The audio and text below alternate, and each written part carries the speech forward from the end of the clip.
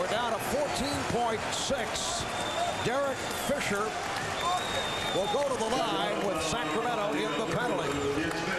Mike Bibby with a fabulous penetration here. He's got 5 Lakers around him. He gets hammered, knocked flat on his back. Christie wants no part of this shot. There was a ton of time. There was 13 on the shot clock. Ouch. Fisher, an excellent free throw shooter a moment ago. 2 for 2 from the line. Now Devin George will come on for Shaquille O'Neal. Big fella did his part, though. You know, he's walking off, and he is fatigued and beat up, but he got him the lead, and now it could be a 4-point game as the Kings are thinking about a timeout. The Lakers 110, the Kings 106, and Sacramento calls for time. And these are 2 tired ball clubs.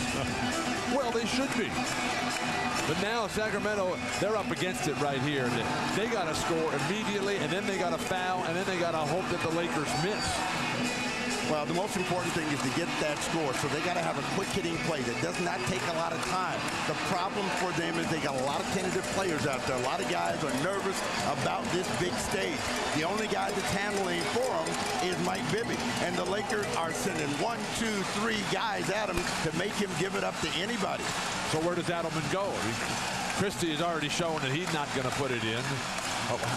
How about a chance to Stojakovic? I mean, sure, he missed that game winner at the end of the regulation, but been sitting too long.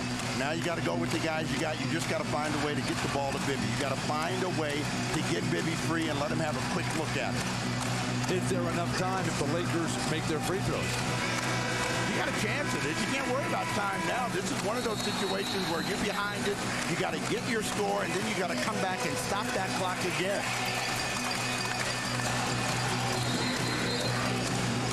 Lakers have not committed a team foul in this overtime. Sacramento has been in the penalty for a good portion of the OT.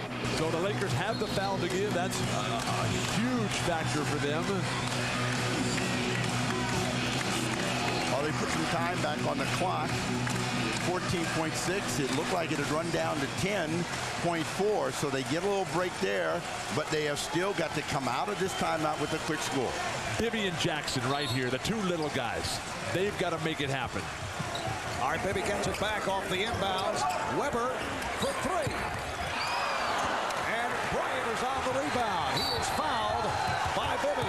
So Kobe Bryant heads back to the line with 6.4 remaining in this overtime. And Rick Adelman and the Sacramento Kings are headed in the direction of a heartbreaking defeat in OT. They double-team Bibby. Bibby had to give it up. Ori, such a critical contributor for the Lakers. They weren't going to let him shoot. I mean, that's why I said you have to find another way to get him the ball, because the Lakers know this is the guy that's been most dangerous. 16 points in the 4th, and in the overtime, he is the guy that's been making the shots. 7 of 9 at the line. So Kobe Bryant with his 30th point. The Kings take a timeout with 6 and 4/10 seconds to go. The Lakers have opened up a 6-point advantage. Shaquille O'Neal leading the way in this overtime. 35 points in all. He scored 6 in OT. Kobe Bryant with 30 points. Rick Fox with a superb all-around game. 13 points, 14 rebounds, 7 assists. Robert Horry, 16 points, 12 rebounds. Mike Bibby leading the way once again for Sacramento with 29, and has come up with clutch shooting down the stretch. You know, and the difference is going to be when they look at that free throw line and they say to themselves, this game would not have gone to overtime. We would have won this game in regulation if we had made our free throws. They can make no complaints about getting opportunities at the free throw line this afternoon. Still comes down to the great players right now, and Rick Adelman, they're up against it. they need a miracle at this point and a absolute collapse by Los Angeles if Sacramento is going to have any sort of chance. Stay with us after the final buzzer, because we'll have the trophy presentation plus post-game reaction.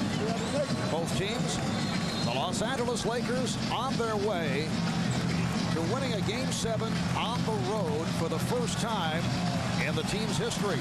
0-6 on the road coming into tonight in Game 7. And the last time that a road team won a Game 7 in the conference finals or the NBA Finals, 1982, when Philadelphia beat Boston at the old Boston Garden.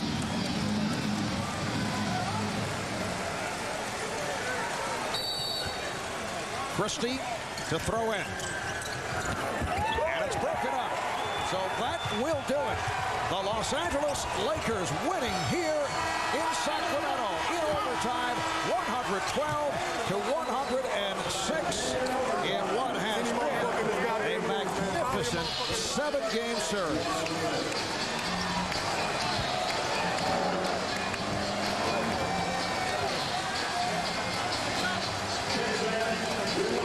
Let's go over to Jim Gray. Jim? All right, thank you very much. I have both Kobe Bryant and Michael Bibby. Michael, you were simply fantastic here tonight. Can you tell us the disappointment that you must be feeling? Yeah, we're upset. You know, we fought tough and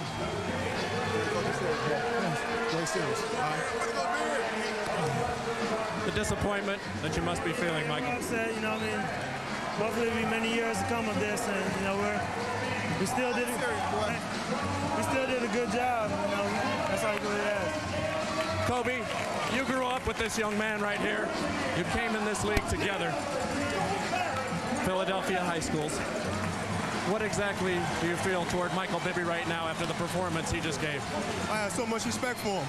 You know, he's not afraid to take the big shot, and you know, he's been stepping up for them all season long. You know, and it's been a fun battle. It's the most fun I had playing against any individual all year. When you're standing out here and it's going back and forth and you're making every shot, what's going through your mind? You know, I thought we had a good chance to win this game. You know, I mean, they hit a lot of big shots too, and I mean, they came out with the win. Our colleague, Doug Collins, has said this many times. You have to have your heart broken before you become a champion. Would this be that heartbreaking experience? I think this will be a battle for years to come. You know what I mean? It's going to be, I think we started a rivalry. I think it was already there before I got here.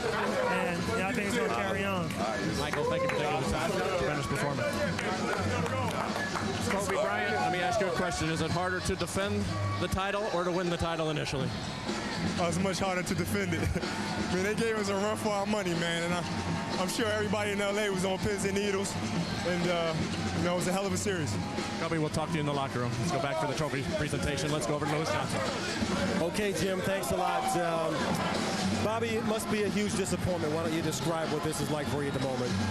It's tough. I mean, because we worked so hard and, you know, we came up short, but you got to give those guys credit down there. They stuck in there, hung in there tight. And, you know, it was a great game. You know, they made baskets, we didn't, and that's what the ball came down to. Did it also come down to the free throw line? Of course. I mean, you know, when we miss a lot of free throws like that and, you know, they making free throws, and, you know, we had a chance to win the game. And, you know, we can only kick ourselves in the butt for that. But we had a great year, and hopefully we won't have our heads down in the locker room. We know we will, but it was a tough loss, but, you know, we played well. Let's go back to the end of regulation, going to the overtime period. Did you find that as this is an opportunity here, or it should have never gotten to that?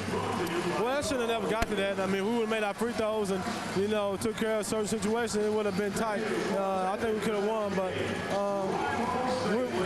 we're still confident in ourselves, and, you know, even though it's the last game of the season, but, I mean, we ain't got nothing to have hold our heads down for, because we played great.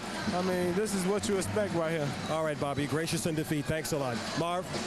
Thank you, Lewis. This is a Sacramento team that went 61-21 during the regular season. Best record in the NBA, which assured home court throughout the postseason, but not able to take advantage as the Lakers win here in Sacramento, and they will be gunning for a third straight title. Phil Jackson will be seeking a 9th championship, which would match his good friend, Red Auerbach. Phil and Red have been verbally sparring as of late. Let's go back to Jim Gray. Jim? All right, thank you very much, Marv. Back in the victorious Los Angeles Laker locker room, we will now present the Western Conference Trophy. Here to do that, Stu Jackson from the National Basketball Association. He will present it to Mitch Kupchak, the general manager of the Los Angeles Lakers, and to Phil Jackson. Thank you. On behalf of our owner, Dr. Buss, Los Angeles Lakers, and the city of Los Angeles, and the best fans in the world. Thank you. Phil, might this have been the toughest series that you have ever participated in? Well, it surely was the most drawn out and the most hotly contested. I thought the two teams played very good basketball. It was well above board stuff. This obviously is a trophy we appreciate, but this is not the one that we're going for. We're looking for that big one, the one that counts, and we appreciate this trophy very much. But we think with the Western Conference Championship, we got a leg up and we're ready to go for it. Phil, to win and do something that no team has done in 20 years in the NBA in the conference finals or the finals since the Philadelphia 76ers against Boston, to win a 7th game on the road, and it's the first time a Laker team has ever won on the road in a 7th game. What does that mean to you, and what does the accomplishment represent? Well, it means that these ball players had a good focus about what they're doing tonight. They had great energy. I played Shaq so many minutes out there, I thought I was going to need a stretcher to bring him out. But, you know, we really had to squeeze everything out of this ball club to win it, and it was a great job. I think these teams did a great job. You meditated with the team this morning. Yeah. 15 minutes. You asked them to focus on the game. Right. If you can visualize it, you'll be physically able to do it. Was that a little bit out of the norm, and what made you decide to do it today? Well, these guys fell asleep. Look at them. They had a lot of relaxation behind that, so it was good for them. But I think we really were confident that we could win this game, and that's what counted. Phil, we look forward to the finals and the Nets. I know it may not be the right time, but can you think about the Nets and what you'll have to do to beat them? And we'll start thinking about them tomorrow and the next day. We're ready for them on Wednesday. Thanks. Phil, congratulations. Let's bring in Derek Fisher, and Shaquille O'Neal and Kobe will join us. Big foul shots, Fish, for you down the stretch there. You struggled this entire series until these baskets at the end. What triggered the focus, as Phil was talking about? You know, just continuing to believe and just understand that, you know, how blessed I was to be in this position. And, you know, this basketball team has continued to accept every challenge and step up, and today was no different. This is a total team effort. What about the performance of Michael Bibby? You have guarded an awful lot of people throughout your career, and what do you have to say about this man and what he did out there on the court today was nothing short of sensational? Well, like I've been saying all week, Mike Bibby has been a great basketball player in this league for 3 or 4 years, just that people hadn't seen him before. And this was a stage where he could show everyone how good he was a player he is, and he showed that, but he came up on the short end, and I wish him all the best. I think this was the toughest series you guys have faced throughout the course of your championship runs. Well, you know, it definitely challenged us in different ways. You know, it forced us to, you know, reach to deeper depths than we'd ever had to reach before. And, you know, we did something today that just hasn't been done before. And we appreciate all the support. Now you can look forward to Jason Kidd. How about that assignment? Michael Bibby to Jason Kidd. Yeah, no rest for point guards. But, you know, like I've been saying, just keep fighting hard and things will work themselves out for you. Fish, congratulations. Thank you, Jim. An awful critical guy, was on the bench for a lot of that run in the fourth quarter, but you were kind of the glue. You were talking to Phil every time out. What was it that you were saying as kind of a liaison between the coaching staff and the players, Brian Shaw? Well, one of the things when Blotty fouled out of the game, they didn't have anybody inside that can contend with Shaq. So just to keep our focus on getting the ball into him and making them pay, you know, because we were able to foul him out. And just trying to cover all the bases in case there was anything that he missed. The ability tonight of both Shaq and Kobe to nearly play to exhaustion. Kobe all but 27 seconds because his pants fell off, and Shaq, you know, virtually the entire game. Well, you know, you have to take your hat off to Sacramento. They played a hell of a series. They made us work for everything we got. I'm sure NBC and all the NBA fans out there love this. This is what you watch for. And, you know, like I said, they put us to the test. You know, it could have went either way, but it was a tribute to Shaq and Kobe, the great players that they are, to pull us through. Let's bring Kobe Bryant in. Kobe, if you'd come on back over here. I know that there were an awful lot of doubts, Kobe Bryant, when the team went down 3-2, and everybody in your mind you felt was picking Sacramento. That annoyed you, didn't it? It did. You know, we have a championship for a reason. That's because we bounce back and we fight hard. And the fellas, you know, we didn't get down. We're excited about the challenge. We're looking forward to this opportunity. You said that before the game, but it seemed like you wanted the ball an awful lot in the fourth quarter, and for whatever the reason, your teammates couldn't get you the ball. Did it become frustrating for you? No, it didn't. You know, I've really, throughout the years, I've learned how to be a decoy.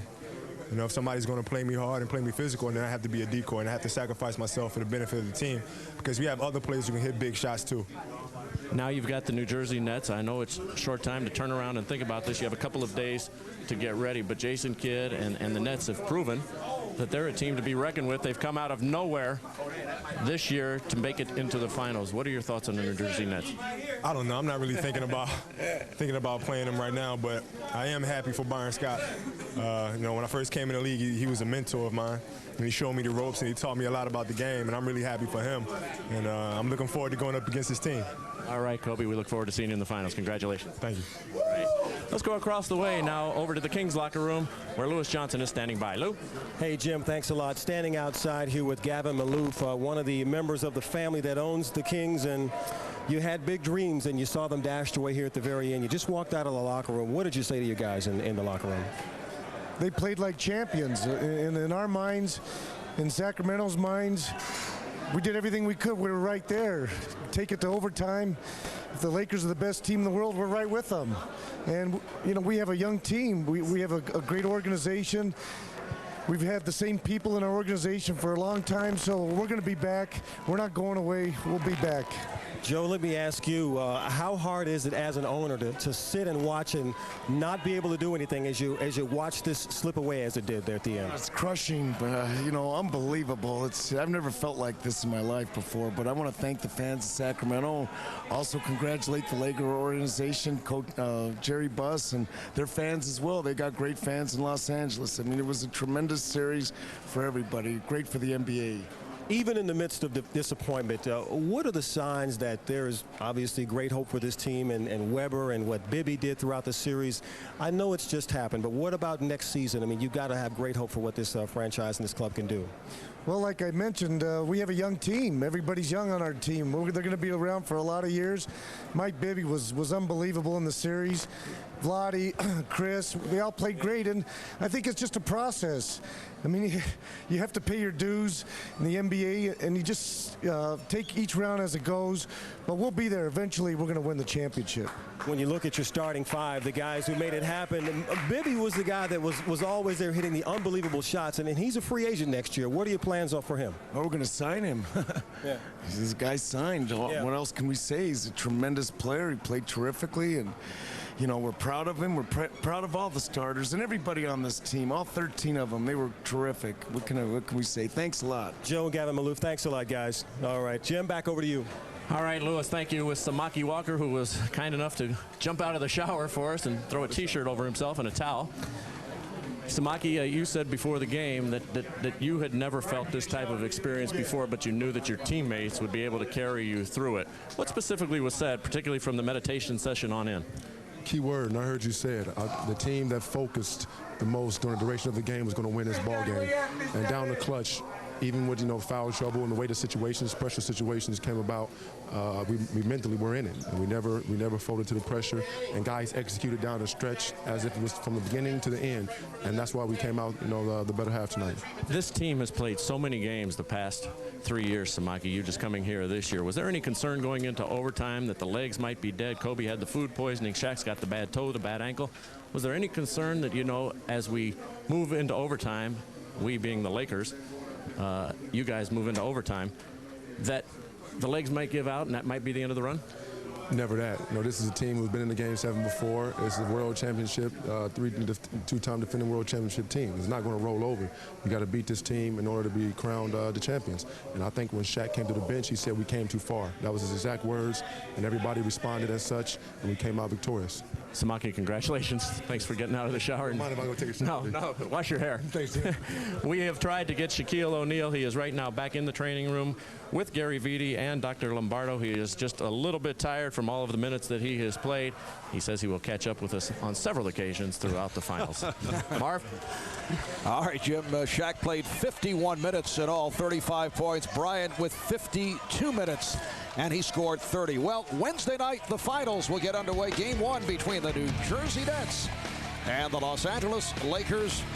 Now both teams coming off thrilling conference final series. It gets started Wednesday, 9 Eastern, right here on NBC. They split the 2 games during the regular season. As you take a look at the schedule, games 1 and 2 at Staples in LA, then in the 2-3-2 format at the Meadowlands for games 3 and 4.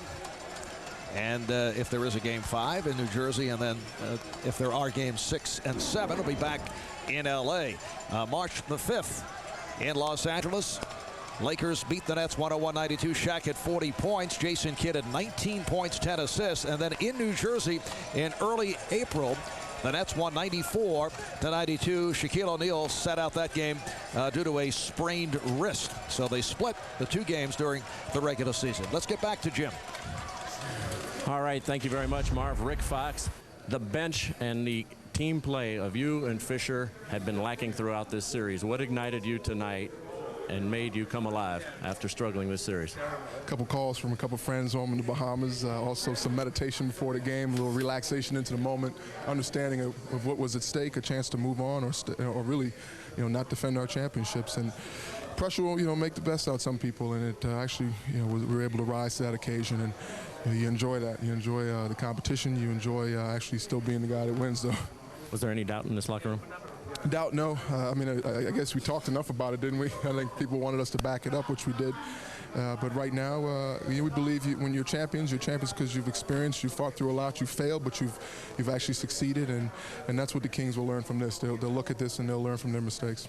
Talk about the amount of respect that the Lakers have gained through this series, if not in the past, from the Kings. Honestly, it's humbling. They humbled us in a lot of ways, and they should be credited for that. You can't really stop in the midst of a fighting series and say, hey, these guys are pretty good, especially after you make bold statements to begin with. But, yeah, that's a group of players that really played well all year long, deserve to have that home court advantage, which they did. And I think just with the inexperience, it hurt them down the stretch, and we were able to push through. Rick, congratulations. Thanks. We look forward to seeing you on Wednesday night. Hey, say hello to my wife, man. I hope she's watching right now. She's at the Tonys, so I hope she won. I love you, honey. Of course, that's Vanessa Williams. Marv? All right, on that note, thank you, Jim. I'm sure Vanessa was checking it out during the evening. For Phil Jackson, his 23rd consecutive playoff series victory, and the 2-time defending champions are back in the finals. They got back the hard way, and they had to ride their 2 horses. And, if you're Sacramento, you just got to know when the game is on the line, the free throws have got to go in. The Lakers have to feel so fortunate to get by this team that took every ounce of energy out of them. That's why Shaq is laying on the table now. Fatigue. The Lakers had the poise, the confidence, and the killer instinct. They came with the offense, scoring the last 6 points of the game after it was tied. Too much Shaq and too much Kobe. A remarkable 7-game series that concludes in overtime, leading to the NBA Finals starting Wednesday night, 9 o'clock Eastern.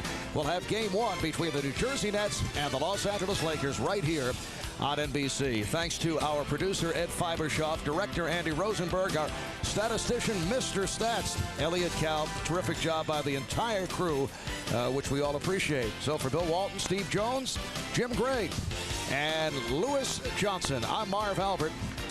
Game 1 coming up Wednesday. The Nets and the Lakers in the NBA Finals. You've been watching the NBA playoffs on NBC.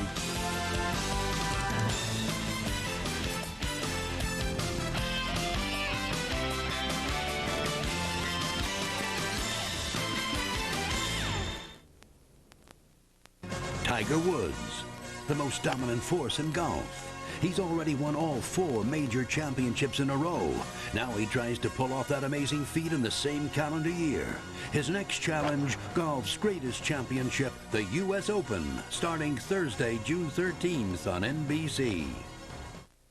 Legendary Jeep vehicles have always taken you where no other vehicle can, which left you with only one problem: lodging. But now, during the Jeep 10 event, when you buy an award-winning Jeep Liberty for just $17,495, you not only get our 7-year, 100,000-mile powertrain pledge, you also get a special edition Jeep 10 at no extra charge. So get to your Jeep dealer today and hit the road in a new Jeep Liberty. Then, wherever it ends up taking you, you'll always have a nice place to stay. For real solutions that grow your business, advertise in the Real Yellow Pages from Bell South and RealPages.com. I'm Niles Prestage with Office Furniture Outlet. I've been advertising with the real Yellow Pages for 7 years.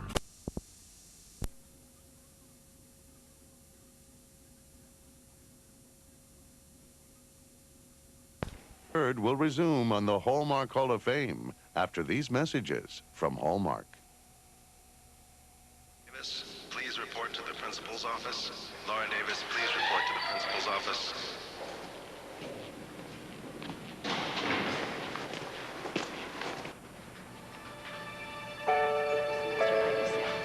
Lauren? That'll be fine. Come in, Laura. Close the door and sit down.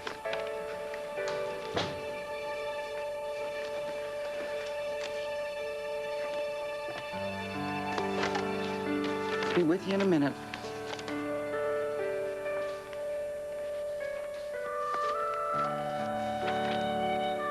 Look, Miss Reed, I didn't do nothing.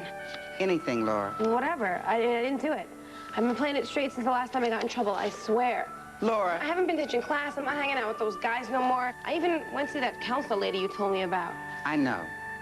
The only reason I asked you to come down here is because yesterday I had to watch my sister while my grandma went to the doctor, and I already told Mr. Ball, and I already gave him a note. And now he's getting me all in trouble with you again. See, even when I try to do right by you, it all gets messed up. Nothing is messed up, Laura. The reason I asked you to come down here is... Here. This is it? Mm-hmm.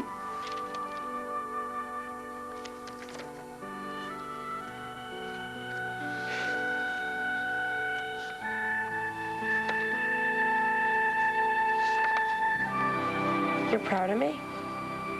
Yep. Now you better get back to class. And close the door, Laura.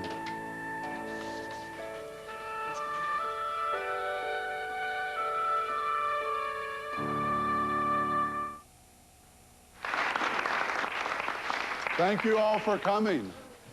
So, after 43 fruitful years, did you get the card? I bid farewell. He's gonna love it. Knowing I leave the company in the very capable hands of Paul Curry.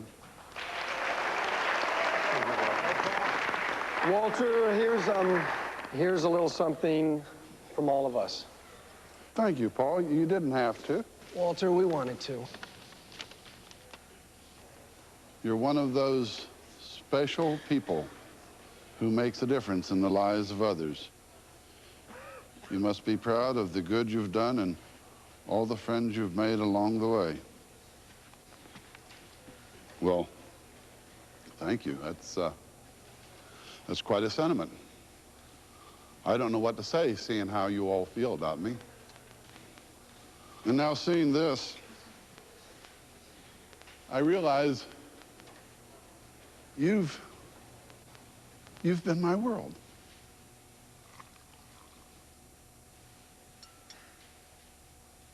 Well, who says I have to go? I don't have to go off and leave you all in a lurch like this. Walter, you've earned it. I mean, if anybody has, Walt has. You know, I can stay another 6 months at least. I mean, what would I do without all of you? Golf, fishing. Nonsense. This is where I belong, in the company I've built. Now you're talking. No, with the company we've built. With the people who have built it with me. All that was required was a simple retirement card. And together, we will build a new future. I've still got a few good battles left in me, troops. Let's all of us get back to work, ladies and gents. We're burning daylight here. That card just cost me a cabin cruiser. Now we return to tonight's Hallmark Hall of Fame presentation of What the Deaf Man Heard. After these messages from CBS and your local CBS station. Donna Young, you've won the Life of Luxury sweepstakes! Really? Tonight, we'll whisk you away for a complete beauty makeover, a fabulous shopping spree, and send you on a dream date with Fabio! I love to cuddle. Let's go. What is it about leather? You need beautiful lines to pull it off. Meet the limited edition Mazda 626. Now in leather. Luxuriously loaded at just $239 a month. It's time to get into leather. Lease a Mazda 626 leather edition for just $239 a month, but only for a limited time. Chrysler and Plymouth announces the Owner's Bonus Sale. These unbeatable savings are also extended to all GM loyalty coupon holders and Ford appreciation coupon holders. Select customers save $2,000 on Plymouth Neon, save $1,500 on Chrysler Cirrus, and $500 to $1,500 on Chrysler Sebring Coupe and Convertible. And when you choose our low APR rates, you still get the extra $500 Owner's Bonus. The Chrysler and Plymouth Owner's Bonus Sale. Carolina Chrysler Plymouth, proud to be the official vehicles of the Carolina Panthers. For Fritz Hollings, cutting the deficit means more money in our pockets and a better future for our families. The first to propose a freeze on government spending, Fritz has consistently been an advocate for balancing the budget while protecting Social Security. One newspaper concludes, few in this election year are speaking the truth about the budget. One exception is Fritz Hollings. A proven record as a fiscal conservative, Fritz Hollings for South Carolina. Former Greenville County Jail inmates threatened to sue. The story at 11.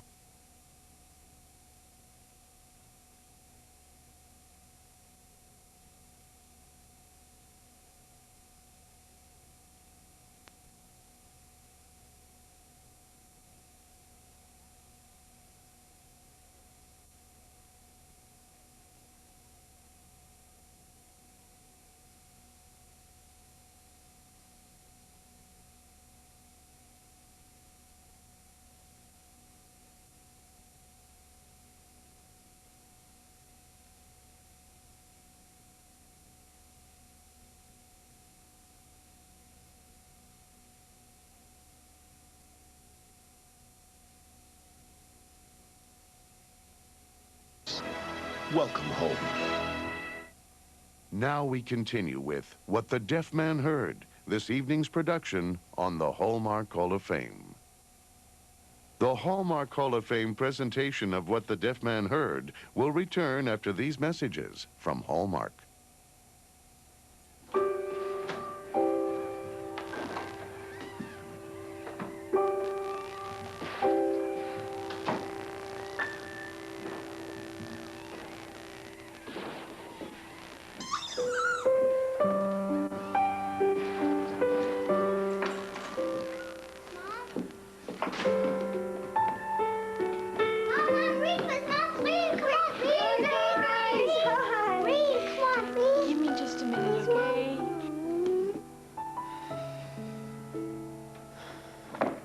Yes, Sparky, I see you. What is this?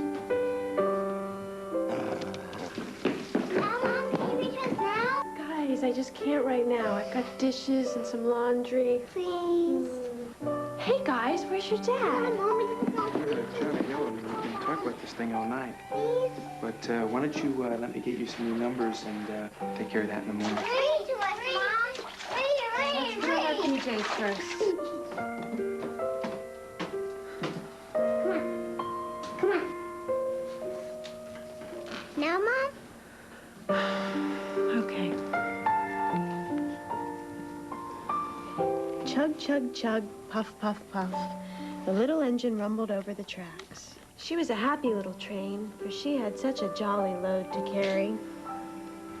There were toy animals, giraffes with long necks, teddy bears with almost no necks at all, and even a card. Yeah, a card. Because of you, our world is happy. The place we love to be. Our days are filled with laughter, our nights with the sweetest dreams. And all because of you.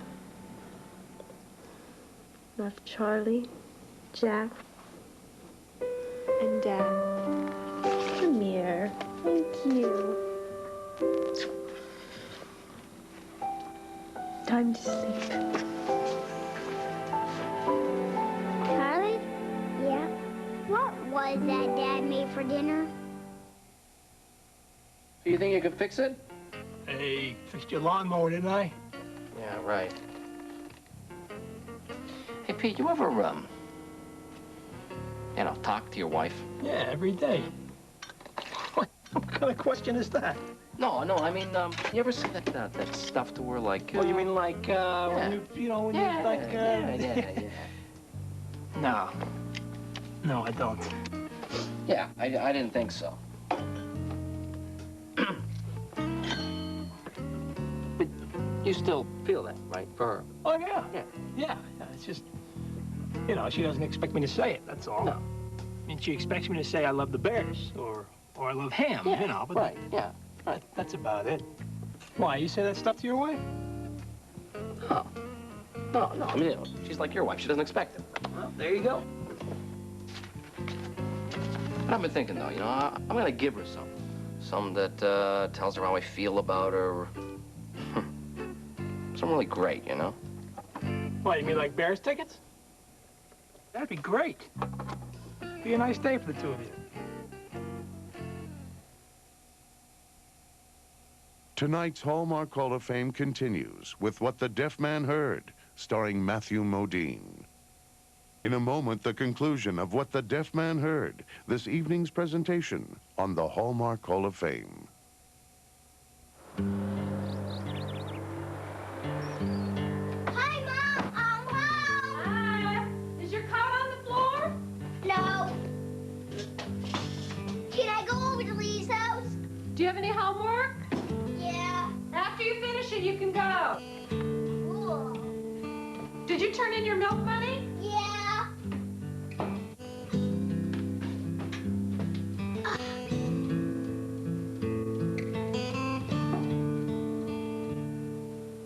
Who moved my lunar module? Max, what's this? Did Amy move my lunar module?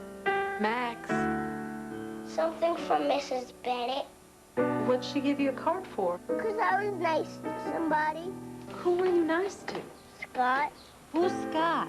The boy who comes to school just once in a while because he's sick.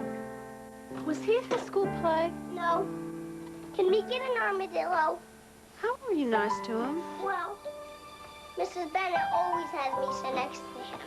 Scott can't go out for recess and stuff, so I stay in and play Yahtzee with him. I didn't know you were doing that. I like him. It's no big deal. I think it might be a big deal. Can I see your card? Sure. Didn't have to do what you did. That's what made it so special. Max, do you know what this means? Kinda. It means you should be very proud of yourself. I know I am. Mom? Yeah. He's pushing me.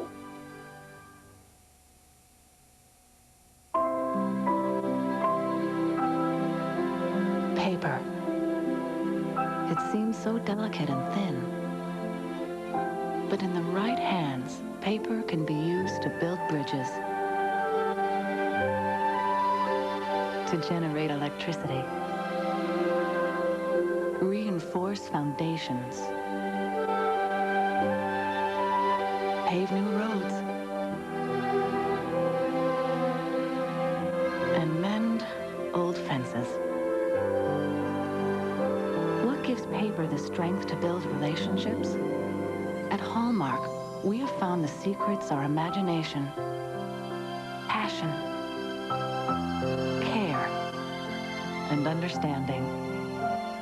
And that's why every Hallmark card is so much more than just a piece of paper.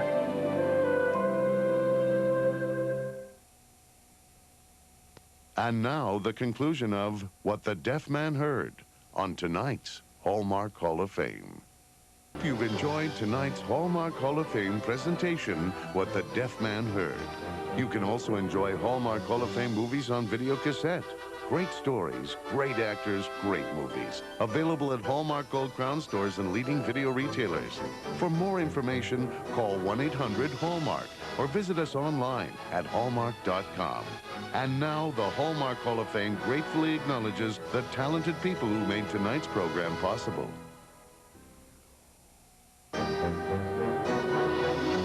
Thank you for joining us for tonight's Hallmark Hall of Fame. Hallmark, when you care enough to send the very best. Monday, it's full court comedy when Team Cosby takes on the women of the WNBA. Now let's see what you got. You got nothing. Then Ray and his wife write a book together. Can these co-authors coexist? So how was your day? Deciding on a truck? Get into these facts. The Mazda B2500 SE boasts aggressive new styling. The Nissan Frontier is, well, nice. The Mazda B2500 comes generously equipped with all these features for hundreds less than the Frontier. So, given these facts, we're pretty sure where you'll land. Right now, get air at no charge or lease for $169 a month. The new Mazda B2500 SE. What makes our managers special at McDonald's? The little things are the most important things. I mean, anybody can sell a burger and fries, but it's the personal touch that we try to put on each person's experience here at McDonald's. What is the manager special at McDonald's? Right now, get 2 double cheeseburgers for only $2. Each burger has 2 juicy all-beef patties with melted cheese. 2 McDonald's double cheeseburgers, just $2. The McDonald's manager special, a great value every day. Did somebody say McDonald's? No, I don't need vinyl siding. This is an apartment. I can't get away from these salesmen. I'm Jim. Hi, Jim. This is for you. Hello. And make sure you deal with a pro, like your GMC dealer. It's closer than you think. Here, let's take a look. Buy any new 1998 Sonoma and get $1,500 cash back, a super value, or choose 1.9% APR GMAC financing. See your Carolina GMC dealer today. Oh, no, don't get it. News Channel 7, committed to covering the education issues that matter to you and your family. We'll keep our eyes on your child's education. You keep your eyes on News Channel 7. Live, local coverage from where you live. News Channel 7 WSPA, Spartanburg, Greenville, Asheville, Anderson. Coming up next, live from the Carolina Newsplex, a town destroyed, lives lost, all blown away by a tornado. And a U.S. Justice Department report about the Greenville County Jail may trigger a mountain of lawsuits, according to one attorney. Those stories coming up now on News Channel 7 at 11. People that were in their basements were killed and terribly injured. The town's gone. And the question tonight for the residents of Spencer, South Dakota is, will they be able to rebuild after a tornado shattered their homes and their lives? Good evening. That town of Spencer, South Dakota lies in ruins tonight. Authorities say a powerful tornado leveled about 90% of the town last night, killing 6 people and injuring literally half the residents of the town. As Maureen Mayer explains, authorities are not sure the quaint little town with a population of only about 300 can even be rebuilt. Residents returning to this small farming community aren't finding much left of what used to be Spencer, South Dakota. Saturday night's killer tornadoes wiped out 90% of their town. Most of the homes were leveled. The post office, fire department, bank, and all 4 churches were destroyed. I don't know what we're going to do. At least we have family that has a house that we can go to. I don't know. Really, I am undecided what I'm going to do. I grew up in this town, and I can walk down the block now and actually get lost. I won't know where I'm at, what part of town I'm in, because I don't recognize it. Everything's gone. There's no landmarks left to even find out where you're at.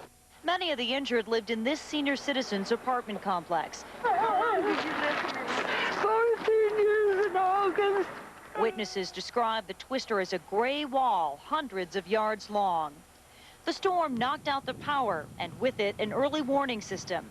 But Governor Bill Janklow says it's unlikely that any warning could have protected the people from this powerful storm. The town's gone. I mean, if a tornado is going to come in with that amount of fury and wrath, a warning system is irrelevant. I mean, obviously warning systems are important, but in this instance, it didn't make any difference. Spencer residents were also unprepared for the outpouring of support from neighboring towns. But when hundreds of volunteers showed up to help, they quickly realized that when Mother Nature is at her worst, humankind is often at its best. Maureen Maher, CBS News, Spencer, South Dakota. Now, that same line of powerful thunderstorms also blasted Dane County, Wisconsin. Thousands of people remain without power tonight. Authorities say it could be later this week before the power is completely restored. They say it's the worst damage they've seen there in at least 12 years. No doubt about it, we've got some concerns of our own tonight. Here's Jim with more on that. Jim? Well, Brad, it is, in fact, the same system that is moving our way. And I'll show you what's going on out there. Right now, really nothing going on across the area of significance. A few sprinkles making it into western North Carolina. But look back towards Kentucky, really not even into Tennessee yet, but very strong thunderstorms. And those will be moving through the area later tonight. We think they will weaken some before they get here, but no guarantee. So a tornado watch has been issued for all of western North Carolina until 4 a.m. That may be extended into the upstate later tonight. So overnight tonight, a little bit of a dangerous situation. We'll have the complete forecast in a couple minutes, Brad. All right, Jim, we'll see you shortly. Thanks. Asheville police are investigating the shooting deaths of 2 teenagers whose bodies were found in a mobile home. The bodies of 16-year-old Brandy Adele and 18-year-old Courtney Young were found in the home where Young lived. Tonight, police are not saying much about the case, except that so far, no arrests have been made. A Greenville teenager was killed early this morning after she was hit by a van. Authorities say 17-year-old Claire Latanya Hood was a passenger in a car that broke down around midnight in the median on South Pleasantburg Drive. Now, while several people were working on the car, the girl was reportedly standing in the road when she was struck by a passing vehicle. Hood died at Greenville Memorial Hospital just a few hours later. The Greenville City Police are continuing to investigate tonight. A 2-car crash in Anderson County has left 1 man dead. The crash occurred at the corner of Highway 29 and Brooks Road near Williamston just before 7 o'clock this morning. Officials say 45-year-old Douglas Southerland pulled onto the highway, but apparently did not see an oncoming car and was hit in the driver's side door, killing him. The driver of the other car, Arthur Maccabee of Williamston, was hospitalized. The Highway Patrol says neither driver was wearing a seatbelt. And 1 person was killed in a single-car crash on South Fish Trap Road in Pickens County near Easley early this morning. A Chevrolet was headed northbound when the driver apparently lost control, left the road. The car then hit a concrete drainage culvert, became airborne, and then hit a tree. The driver, a 23-year-old Hispanic male from Gray Court, died at the scene. His name has not yet been released. Rocky Mountain spotted fever has claimed the life of an upstate woman. A hospital spokesperson says Jane Varnavas of Gaffney died early this morning at Spartanburg Regional Medical Center. She was in the hospital after being bitten by a tick. Doctors say Rocky Mountain spotted fever is fatal about 3 to 5% of the time. There is more fallout tonight from a U.S. Justice Department report on the condition of the Greenville County Jail. The lawyer for the family of Jamal Radcliffe, who died last August, says other inmates are contacting him, threatening to sue the county. Now, according to Fletcher Smith, inmates allege that guards have used excessive force against them, violating their rights. A U.S. Justice Department report seems to support that claim. The report found detention center officers were abusive toward inmates. That seemingly goes against a local task force report that found no pattern of abuse, although county officials say the reports are similar. Smith says with this new evidence, county officials must take immediate action. The days of Yahoo justice and the Yahoo political structure that is on the county council is over.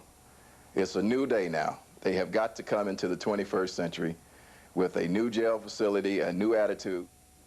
The county administrator expects to hold a news conference sometime this week. Still to come on News Channel 7, the pages of Southern living come to life. A house on the campus of Clemson University is honored this weekend. And a legendary blues singer comes to the upstate, B.B. King, putting on quite a show when News Channel 7 at 11 continues tonight. Jeep Cherokee has always been the perfect getaway vehicle. But now, look what you can get away with. With our owner's bonus program, select Chrysler, GM, and Ford customers can lease a 2-wheel drive Cherokee for just $249 a month. Plus, get these extras, including air conditioning at no extra charge. The $249 a month Jeep Cherokee lease. A great deal to get away with when you really want to get away from it all. Check one out at your Jeep dealer. The Blue Herons aren't the only ones who get up early in South Carolina. You'll also find the people at NBSC on the job early and late. Because if we really want your business, we can't just work bankers' hours. Of course, a lot of banks say they want your business. But at NBSC, we believe a bank ought to prove it. NBSC, where banking is not only business to business, it's also person to person. Tom Vincent's a guy who's always looking for a deal. Hey, Tyler, buddy. Hi, Tom. Listen, I hear you're the big man down at Bell South. Well, Hey, listen, we go way back, huh, Tyler? Yeah. So you think you could hook me up with some caller ID, some call waiting, maybe a little of that three-way calling? How much would that run your old buddy? Well, with Bell South Complete Choice, you can have your local phone service and you're picked from up to 20 calling features for one flat rate. Yeah, Complete Choice. Just between you and me.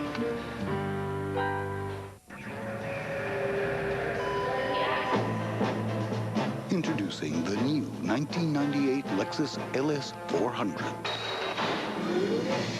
Redesigned with sleeker lines, richer amenities, and with a far more potent 290 horsepower engine, it's now one of the fastest luxury sedans in its class. Its value is taking off at Lexus of Greenville.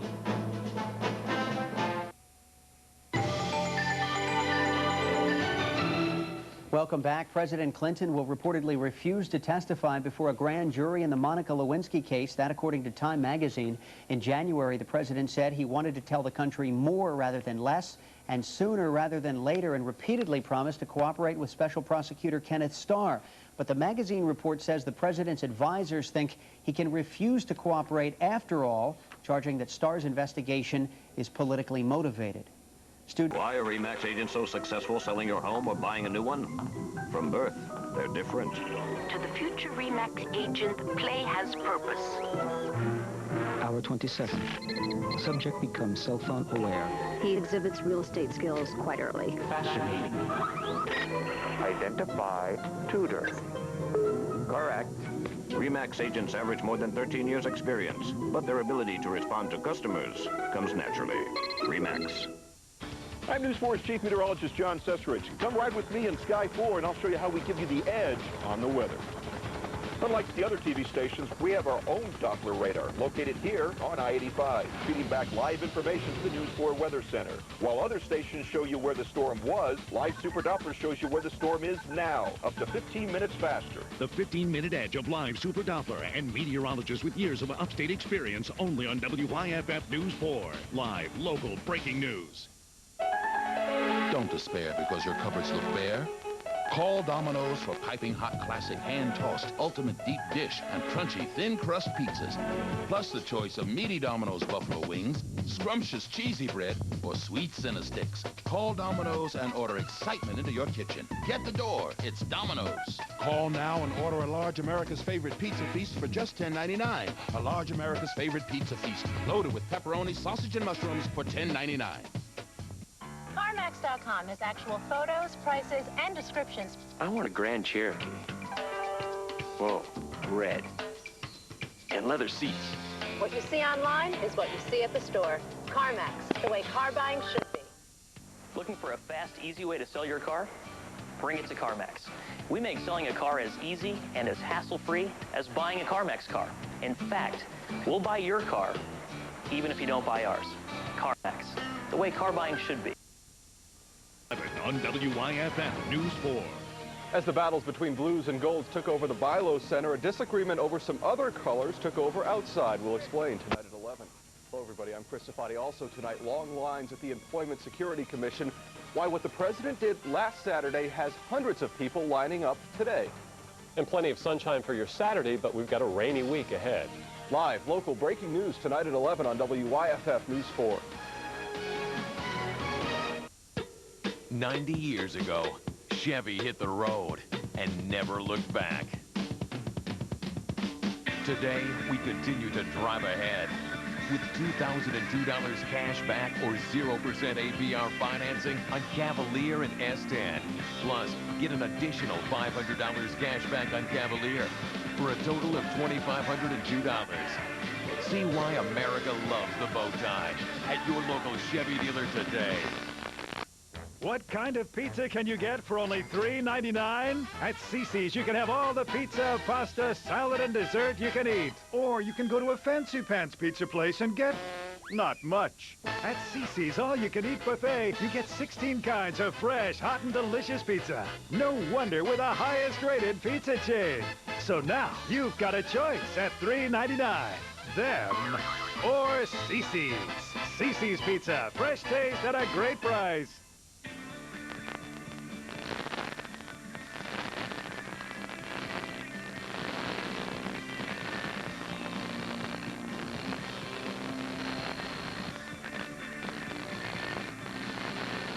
Up to $2,002 cash back or 0% APR on new 2002 GMCs. See dealer for other restrictions. Upgrade to professional grade. See the plans at your local GMC dealers. Viacom. This is a bulletin from your Appetite Broadcasting System. Arby's has something tasty. Introducing Arby's Market Fresh Turkey Ranch and Bacon. A thick slice, very nice. Something sizzling. And sauce that's oh my. Try Arby's new Market Fresh Turkey Ranch and Bacon. It'll change the way you think about fast food. Give in to your grown-up taste.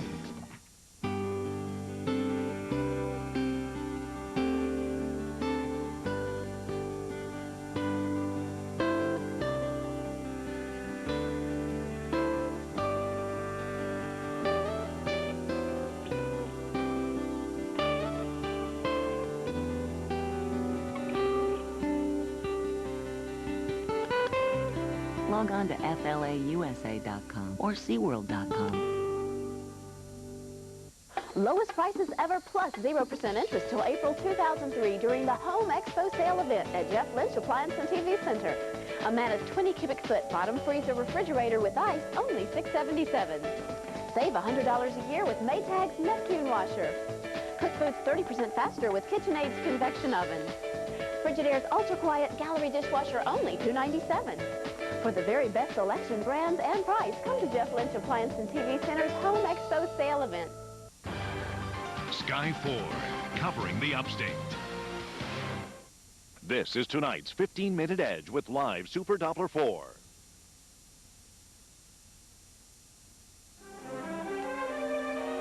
The NBC 75th anniversary celebration this May.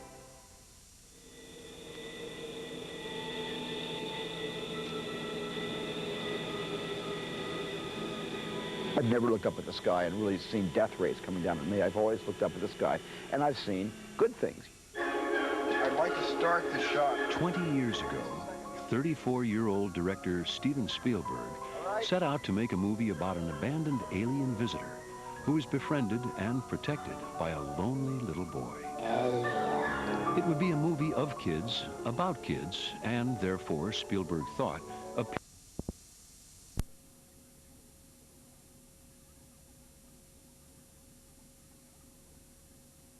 The starting, dependable performance, top rated by a leading consumer magazine. This steel comes standard with our auto-cut twin line head. But buy it now, you'll also get this poly-cut head free. It's a $15 value free. Now when you buy the Steel FS36 gas trimmer for just $139.95. For the dealer nearest you, look in the yellow pages under saws or call 1-800-GO-STEEL. Freddie Couples won the Memorial today. You may have missed it because they had some problems with rain and lightning and that kind of thing, but they did get that tournament in, and Couples picks up his second win of the season. Lightning not good for golf. No. Lightning in our future? Yeah, looks like there may be some overnight tonight. Take a look at our radar. Just a few sprinkles in western North Carolina. The strong stuff still back in Kentucky. It is moving our way, and later tonight may cause some problems. Certainly the chance for severe weather across the area overnight tonight, and a tornado watch in effect until 4 a.m. for all of western North Carolina. That may be expanded into the upstate. We hope these storms will weaken before they get here. Normally they do, and so we'll be watching it overnight tonight. Keep it here. We'll keep you up to date. Yeah. Jim, thanks. That is it for this edition of News Channel 7 at 11. Be sure to join Julie Phillips and Tony Dale for news starting at 5:30 tomorrow morning. We're going to leave you tonight with B.B. King performing at Spartanburg Memorial Auditorium. Have a great week and a good night tonight. B.B. King's in town.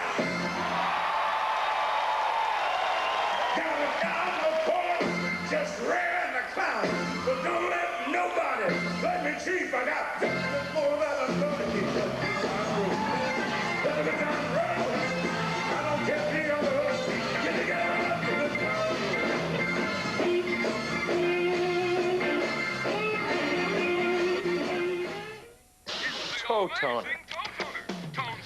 Oh, you'll feel the burn all right. Hey, there's no shortcut to results when you're a pro, like your GMC dealer. Check them out. They're closer than you think. Here it is. Lisa's sporty, new, fun-to-drive 4-cylinder Sonoma regular cab for only $139 a month. $139 with excellent selections available now. See your Carolina GMC dealer today. Cool.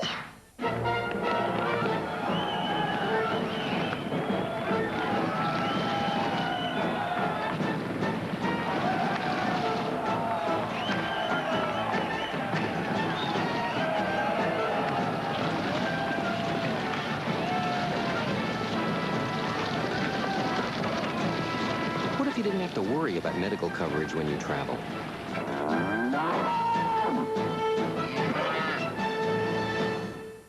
Bob, you're restocking housewares. Surely you're on register 8, you in the yellow. You know what to do.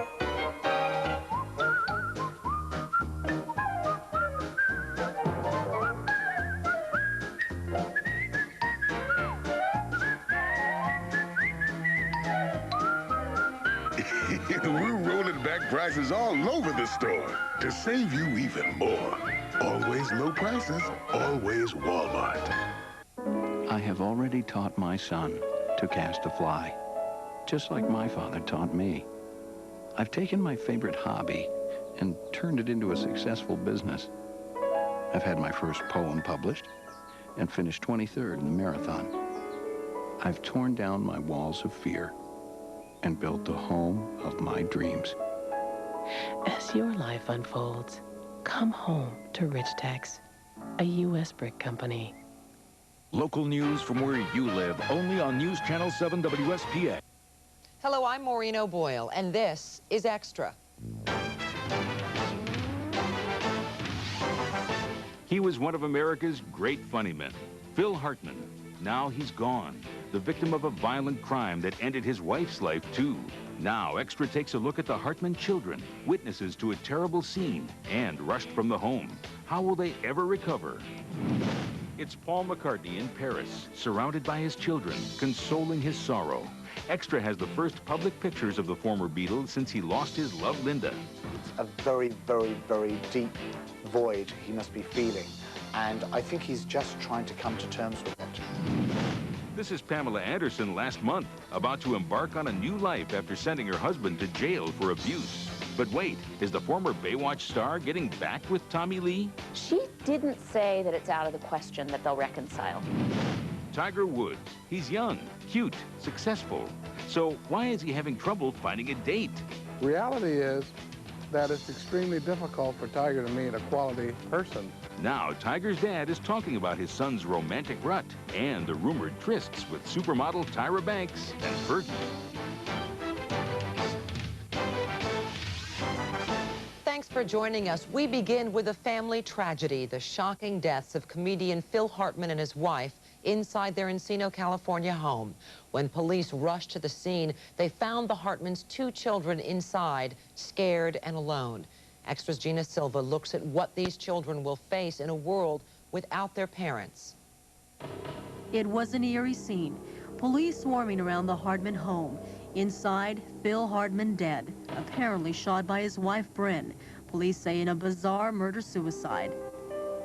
And rushed out into police custody seconds after the gunfire, the Hartmans' 2 young children, their lives torn apart. There will be a terrible burden for them to carry, and they will need some professional help. Joseph Parasti says losing both parents is the most traumatic thing that can happen to a young child. And 8-year-old Sean and 5-year-old Bergen, seen with their parents in this 1995 footage, will have scars that may never heal. They will blame themselves. It's going to be very difficult. They will have what is called post-traumatic stress disorder syndrome, which occurs in young children just as much as it does in adults. What would you say is the most important thing that can be done for these children now? If there's some relatives who they know and trust, or some significant others in their life that they feel comfortable with, they should probably be with those people. Dr. Harasti says children in this situation should be placed in familiar surroundings as soon as possible. That's what happened to O.J. Simpson's children, Sydney and Justin, after their mother, Nicole, was murdered. They were immediately sent to live with their grandparents, the Browns. They were also protected from the media frenzy. Simpson family friend Pastor Marvis Davis says great pains were made to keep Sydney and Justin's lives as normal as possible. They're experiencing a normal life, doing fun things as well as school. Prince William and Prince Harry also lost a parent to tragedy. They were forced to mourn under an intense spotlight, but they too were protected, spending most of the time with their family in Scotland after their mother Diana's death. Dr. Harasti says the loss of a parent can never be fully healed, but children can be remarkably resilient, and hopefully in time, with a lot of support, Sean and Bergen Hartman will be all right. The earlier they receive therapy, the earlier the intervention is made, the earlier they're able to deal with their feelings, and the earlier they're able to put it into some type of perspective, the better off they're going to be. It's absolutely devastating. We, of course, will keep you posted on this story. Now to Paul McCartney's family outing. The ex-Beatle made his first public appearance since the death of his wife, Linda. As Kristen Z reports, the McCartneys gathered in mourning at one of Linda's favorite places. A mourner hovers in deep thought, his face warmed by the glow of votive candles at Notre Dame Cathedral in Paris. But that's no ordinary tourist. It's Paul McCartney, making his first public appearance since wife Linda's death from breast cancer last month. In a casual gray suit and sneakers, the legendary musician broke from seclusion and joined his kids, James and Stella, for lunch in the City of Lights. Arm in arm with his 21-year-old son, the famous widower wandered the Paris streets, dropping by a newsstand, taking a break along the River Seine, his mind no doubt swirling with memories of his beloved wife of 30 years. It's a very, very, very deep void he must be feeling, and I think he's just trying to come to terms with it. Martin Lewis is a Beatles historian who tells Extra these touching pictures of Paul not only say more than 1,000 words about his loss, they speak volumes of the love Paul feels for his children. Paul and Linda were outstanding parents together. One of the reasons why they never spent any time apart was because they always wanted to be with their children. And his children were probably the reason Paul decided to mourn in Paris. Daughter Stella works there as the head designer for the Chloe House of Fashion. And Lewis tells us Linda and Paul spent many of their happiest times the past couple of years in Paris, basking in Stella's success. Just months ago, they proudly watched Stella's first collection come off the runway, and it was easy to see where she stood with her father. I think she's a very talented girl. He approves of pretty much everything that I do. Since Linda's passing, the ties that bind this parent and his children have just gotten stronger. As ex-bandmate and close friend Ringo Starr recently told me, togetherness is what gives this famous family strength. They will bond, you know, and they're supporting each other, and you know, we all have to get through it. It will be a long and painful road for the ex-Beatle, but from the looks of these telling snapshots, he won't be alone. With his children, Paul will always have a shoulder to lean on. A public vigil for Linda McCartney is planned for June 8th in London, and Martin Lewis tells Extra an American memorial is in the works as well. The story of Sonny and Cher may be coming to the stage. Extra has a sneak peek at an early rehearsal for the musical, one which Sonny was able to see before his death. Extra's David Jackson reports on the man who's committed to making this dream a reality. In the 70s, Sonny and Cher were the couple that loved to tease. For 8 years, they entertained audiences with music, outrageous costumes, and offbeat humor. Then Sonny turned politician, and Cher took to the big screen. Now, 21 years later, their wacky show is coming to the stage. This is a sneak peek at Congressman Sonny Bono's dream. These are actors singing the duo's signature song. It's a stage musical in development about Sonny's remarkable life. He wanted to go back to his first love, his roots, which was his music and the show business. Chris Beard knew Sonny for 27 years. He co-produced the Sonny and Cher show with Alan Bly in the 1970s, and it was these two that Sonny reunited to bring his vision to life. Chris says this production reaches beyond the old show to encompass an entire era. His friends share the music of the 60s and 70s, the Vietnam War, and all the things that were happening during the time of Sonny's rise to fame. Just 2 weeks before his death, Sonny flew to California to see this run-through. You can see him right here in the audience. Chris says Sonny was overwhelmed by this journey into his past. Sonny had an absolute cathartic experience. He laughed, he cried, the audience cried with him. Though emotional, the comedian feverishly took notes on the back of an envelope. You can see it here tucked under his arm.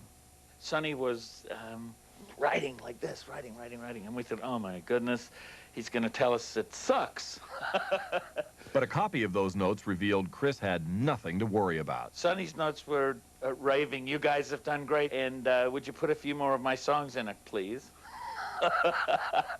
Which was typical. Now, Chris says they'll stop at nothing to make sure Sonny's dream takes the stage. Well, this is going to be the last reinvention of Sonny Bono, and it's going to be, I hope, hugely successful. Beard is planning to debut the show in Southern California before heading to Broadway. She says Tommy kicked her in the back, abused her while she was holding their children. Now, after taking him to court and sending him to jail, Pamela Anderson says she may be ready to go back to Tommy Lee. Wherever he goes, people know his name, but is the attention getting to Tiger Woods? Yes. Now Tiger's dad talks about the pressure his son is facing and the trouble he has getting a date. Look at these bodies. They're buffed and built. But Lynn and Meredith didn't always look this way. They say they did it in just 12 weeks. Later, Extra puts their program to the test. I've got to be honest with you. I find it really hard to believe that these people transformed their bodies in 12 weeks.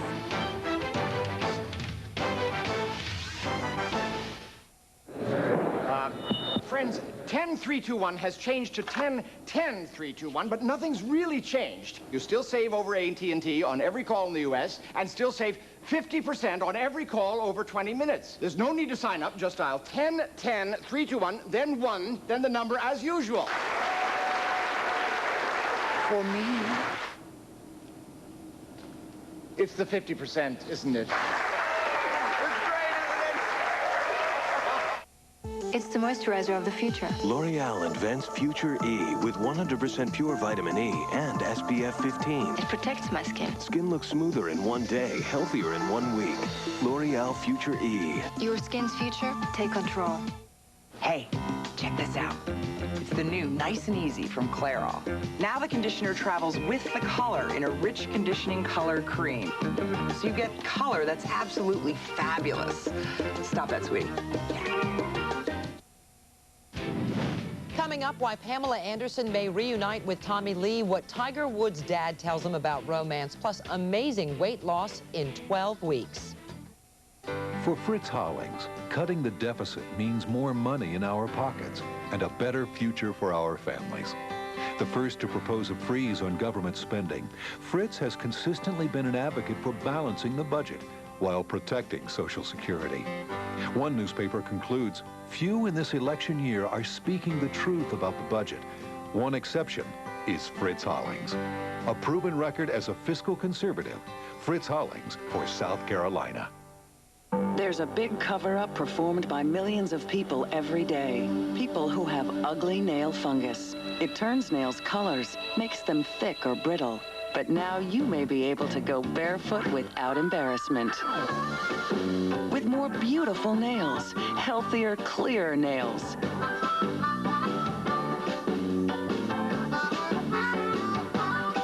You see, nail fungus lives deep under the nail at the base. That's why it's so hard to get rid of. But by calling this number now, you'll receive a free video and learn how it may be possible to get beautiful, healthy nails back. Because today, your doctor has effective treatments that attack the fungus right where it lives. So call to uncover the truth about nail fungus and get your free video on nail care and treatments. The sooner you call, the sooner you may be able to go barefoot without embarrassment. Each night, News Channel 7 brings you the most experienced team of anchors in the Carolinas. We're there when they go to bed, and then Channel 7's there when they get up in the morning, too. They are witnesses to the stories that have changed our lives. Never forget September 21st, 1989. That's the night that Hurricane Hugo hit the South Carolina coast. And they are committed to bringing you the stories that will shape tomorrow. I'm looking forward to the future, because I know we hold a bright future. There's no substitute for experience. News Channel 7. There's a new question on the horizon for Pamela Anderson. Does her future include her husband, Tommy Lee? The former Baywatch star took her husband to court on charges of abuse. Now, with Tommy serving time in jail, Pamela says she can't get him out of her mind. Extra's Gina Silva reports. I'm very proud of Tommy. I'm finally taking responsibility for something. That's Pamela Anderson leaving court last month after husband Tommy Lee pleaded no contest to kicking her in the back as she held her 2 young sons. But shockingly, Pamela says they could reconcile. She didn't say that it's out of the question that they'll reconcile. She said that there is a possibility that they will. She said she just takes it day by day. Jane Pratt, the editor-in-chief of Jane magazine, says Pamela candidly talked about the abuse that broke up their marriage in the June issue. She said that he had attacked her once before. The abuse began on a romantic getaway in Las Vegas to see the Rolling Stones. It was the first time the couple had been alone since their second son was born. They began drinking champagne. Pamela described Tommy as not being in control of his actions. His eyes were just glass, and she felt like it was someone else standing there in front of her. After the fight, Tommy Lee agreed to marriage counseling to rescue his rocky marriage. But 4 days later, Tommy struck again. This time while Pamela was clutching her 2 screaming children. It was then, Pamela says, she decided to call 911. A Malibu judge ordered Lee to serve 6 months in prison for that violent attack. And ever since Tommy has been locked up, Pamela says she thinks about contacting him to see how he's coping. She said she's constantly either looking at the phone and going, I want to pick it up and call him, or thinking, oh, what if I just send him an email? But she said when she gets that feeling, she just paces back and forth until it goes away. While Pamela is busy in her life, she is working on a new television series called VIP and has moved into a brand new home with her parents. No doubt Tiger Woods has his mind on the upcoming U.S. Open. Since his Masters win last year, Tiger has lived life in the spotlight. Now, as Rick Schwartz reports, Tiger's dad is speaking out about how the attention has affected his son's life. His swing is already legendary. His face is everywhere. And he has legions of screaming fans wherever he goes. But has fame taken a toll on Tiger Woods? Yes. How so? It's made him a little more cynical, a little more reserved. He just can't be as free and happy and outgoing in public as he would like to be because he's not invisible. Earl Woods says his son Tiger has had a hard time making friends on the golf tour. He still receives death threats and racial taunts. And when it comes to women, this 22-year-old is definitely not on the fast track to commitment. Reality is that it's extremely difficult for Tiger to meet a quality person to make a legitimate date due to the fact that he is never in one place long enough to hang his hat. He says Tiger's rumored romances with supermodel Tyra Banks and Sarah Ferguson, the former Duchess of York, are just that, rumors, though he does consider Fergie, seen here at one of Tiger's tournaments, a friend. Tiger has even asked his dad for pointers on meeting women. What kind of advice do you give him? Make a lot of friends. He said, why? I said, well, that's the only way you're going to meet a quality person because they'll recommend them to you. Earl says he and Tiger talk about everything, dating included, because of the trust they share. A trust Earl began to develop when Tiger was just a baby. See, this little kid came into the world with no choice in parents. And he just was in his crib one day and he looked up and he said, who the hell is that?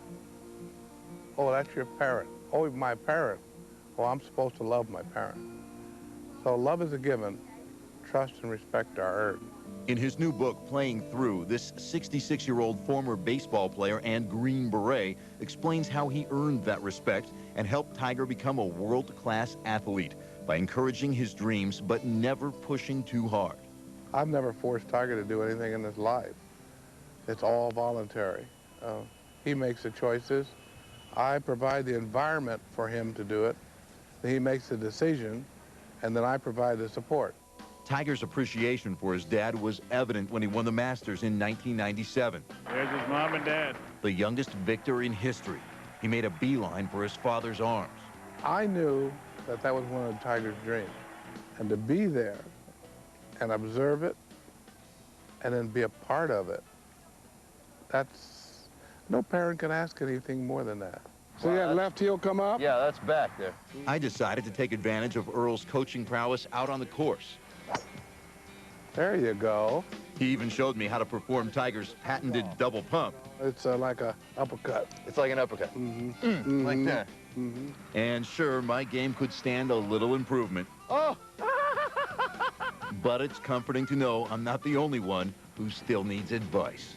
Are there any lessons that you still need to teach Tiger? Yeah, there are a lot of lessons that are still there. I don't dwell on the negative. And the way I look at it, I'm eternally blessed as a parent to have a 22-year-old that listens to me. How many other parents would like to make that statement? It's quite obvious they have a special relationship. In his new book, Earl Woods says he and Tiger learned about life and golf together, not as father and son, but as friends. Matt Fenwick was just another wide-eyed contestant on Wheel of Fortune. But while he was spinning, cops say some of his victims were watching, waiting to haul him into court. How do you plead? Not guilty. Busted. How Vanna and Pat may have helped expose an accused child molester. I have, yes, I had a son, Andrew, and he passed away. He's 10 years old. This mother lost her son to cancer, but a new procedure may have saved him. Next, what these women say is so promising about treatment using a newborn's umbilical cord.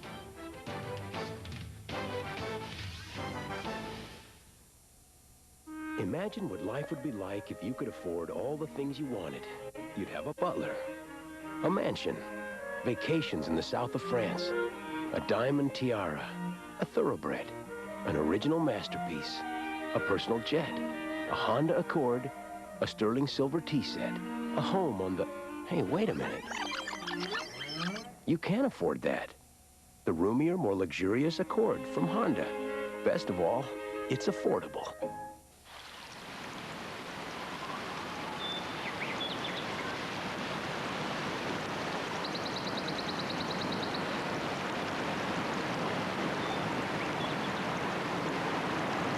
Turn your tap water into wonderful water with Brita. It's certified to remove sediment, chlorine, and 99% of lead. Brita. Tap water transformed.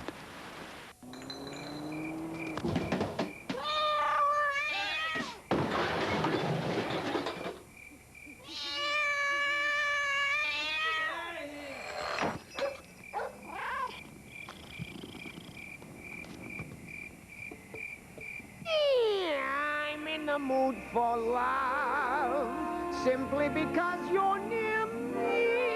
The new Accord V6 Coupe from Honda. What'll it do to you? For sale now on video cassette. There's only one way to catch a killer. You've got to become him. What a predicament. Face Off. Buy it today for only $14.95. Your skin's future? Take control. L'Oreal creates Future E, moisture with a daily dose of 100% pure vitamin E. Skin looks smoother in just one day, healthier in just 1 week. This is more than a basic moisturizer. L'Oreal Future E. Because we're worth it. With AT&T One Rate, it costs $2.40 to make a 16-minute call from Miami to Chicago. With 10321, it's $4.47. With One Rate, it costs $1.20 to make an 8-minute call from Boston to Dallas. With 10321, it's $2.23. Surprised? Don't be. Most calls from home cost less with One Rate, without dialing any extra digits. Now, what state would you rather be in? If you don't have One Rate, get it today.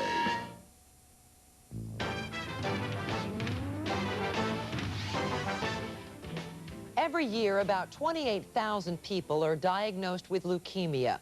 Bone marrow transplants seem to be the most popular treatment, but a breakthrough using a newborn's umbilical cord is promising hope. Gina Silva tells us about the treatment and 3 mothers bound together by love and loss. I met Ruth and Kay down in Madison at Children's Hospital. All 3 of our sons were in at the same time. All 3 of our children were diagnosed with some sort of leukemia. 3 mothers, a shared fear. Their children stricken with cancer. For Kay Mullins, Ruth Forsyth, and Nicole Holmes, their pain brought them together. And we really joined quite a bond. It's more than a friendship, we're a family. Despite their hope and prayers, death quickly claimed Kay's son.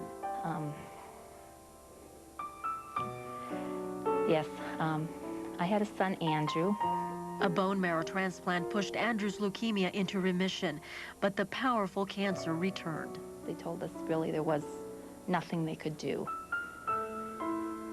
So we brought Andy home and spent some really good time with him. But on September 9th, he passed away. As Kay's close friends consoled her, they continued their own war with cancer. For Nicole, her son Channing's suffering was almost too much to take. It was like my whole life went into a blur, but all I could keep thinking of was, here's my little boy, who's 7 years old, and he could die before I die. And that's not right. When Nicole's son suffered a relapse, doctors quickly ordered a massive dose of chemotherapy. And then after the 2nd dose, he lost all functions of his body and went into a coma. And we were in ICU. And they told me to call in the family, that they didn't expect him to live. And we had a priest come in and give him his last rites. Then a miracle. Channing came out of the coma. His weakened body wouldn't handle more chemo, so doctors suggested a revolutionary new treatment, an umbilical cord blood transplant. That's right, a baby's lifeline contains crucial blood cells which can fight leukemia. I told him it was entirely up to him. I really had no choice. It was either die or take a transplant. On August 1st, 1997, Channing underwent the experimental procedure from the donated umbilical cord blood. It is. Is it working? It did. The proof, a little boy filled with smiles and rambunctious energy.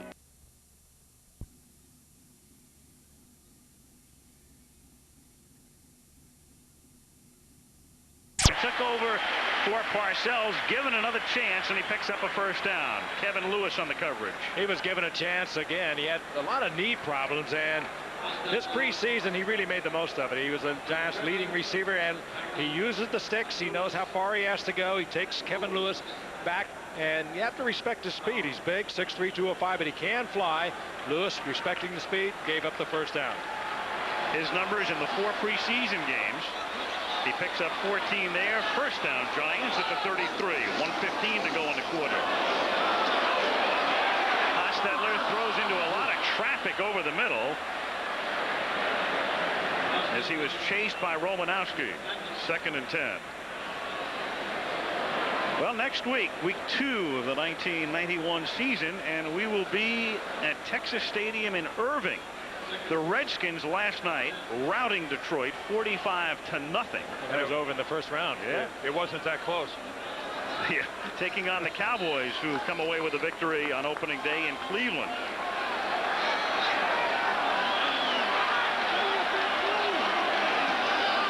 Second and 10. That much time left. First quarter. San Francisco up 7-3. Anderson breaks a tackle and then gets hit by DeLong and stopped near the line of scrimmage. Talk about this San Francisco offense so much, and again, it's been the defense for the past few years that has carried them almost as much as this offense. They were 3rd overall in the NFL a year ago. They always have been there, though. They were 3rd in '88 overall. They were 4th in '89, 3rd last year, and they were 1st 4 years ago. So they've just stayed right up on the top. Not a lot of great names that compete with Montana and Rice and Craig, but they have been superb. And that's why they have been somewhat overlooked. 3rd down and 9 at the 34-yard line. Hostetler, who has to get it to the 43 for a first down, is up to the 35, the 40, and only to the 41, where Waymer comes up to make the hit. As the seconds wind down on what should be the final play of the first quarter. It'll be 4th down and 2. And the Giants want to punt in this direction because they've hustled out onto the field. The clock is ticking down. Here is Landeta. They want to get the snap off, and they do. They want to punt with what they feel is the prevailing wind. The kick is fielded at the 16-yard line by John Taylor. And Taylor runs it back to the 22. He's taken out of bounds there, and that's the end of the quarter. And there's a flag down up at the 34. That's very dangerous. Try to hurry that with a return man like John Taylor. If you don't get your punt coverage team set just right, he's going to take it all the way back on you. But I think this flag came down after the kick. I have a feeling it's something that happened during either the run back or while the ball was in the air. But boy, there could have been a half a second on that clock when they got that snap away. But if this is anything to do with the Giants, I think San Francisco would just soon see it done over. Illegal use of the hands on a defense, grasping the face mask, number 99, 5-yard penalty on the return. Well, it happened after the return was in progress, so it'll be tacked on the start of the second quarter. It'll be the 49ers ball. Well, the first quarter has come to a halt, 7-3. The 49ers on top.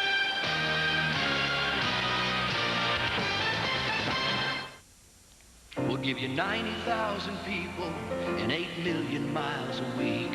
We'll give you hearts that beat deep purple and a whole new way to speak. We're the best way to ship it over there. From the dawn through the night, we're in the air. We carry confidence across the continent. We're the best way to ship it over there. Trax, a whole new kind of radio control. Fast Trax. Trax gives you instant traction, fast reaction, climb tougher, break out faster with rechargeable 9.6 feet turbo power. Fast Trax really tears. Fast Trax 360s. Fast Trax goes where you've never gone before. New 9.6 feet turbo Fast Trax and Fast Trax pickup from Tyco. Batteries not included. America's watching ABC.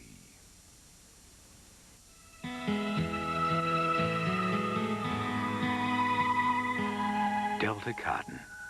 It comes from 1,000 places across Dixie and ends up at its best with the help of the only true bowl opener.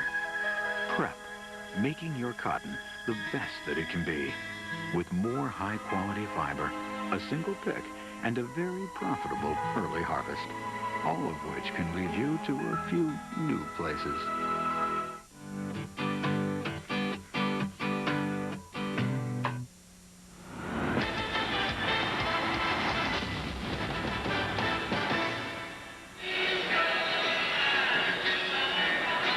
Look of a linebacker right there, Steve Diassi of the Giants.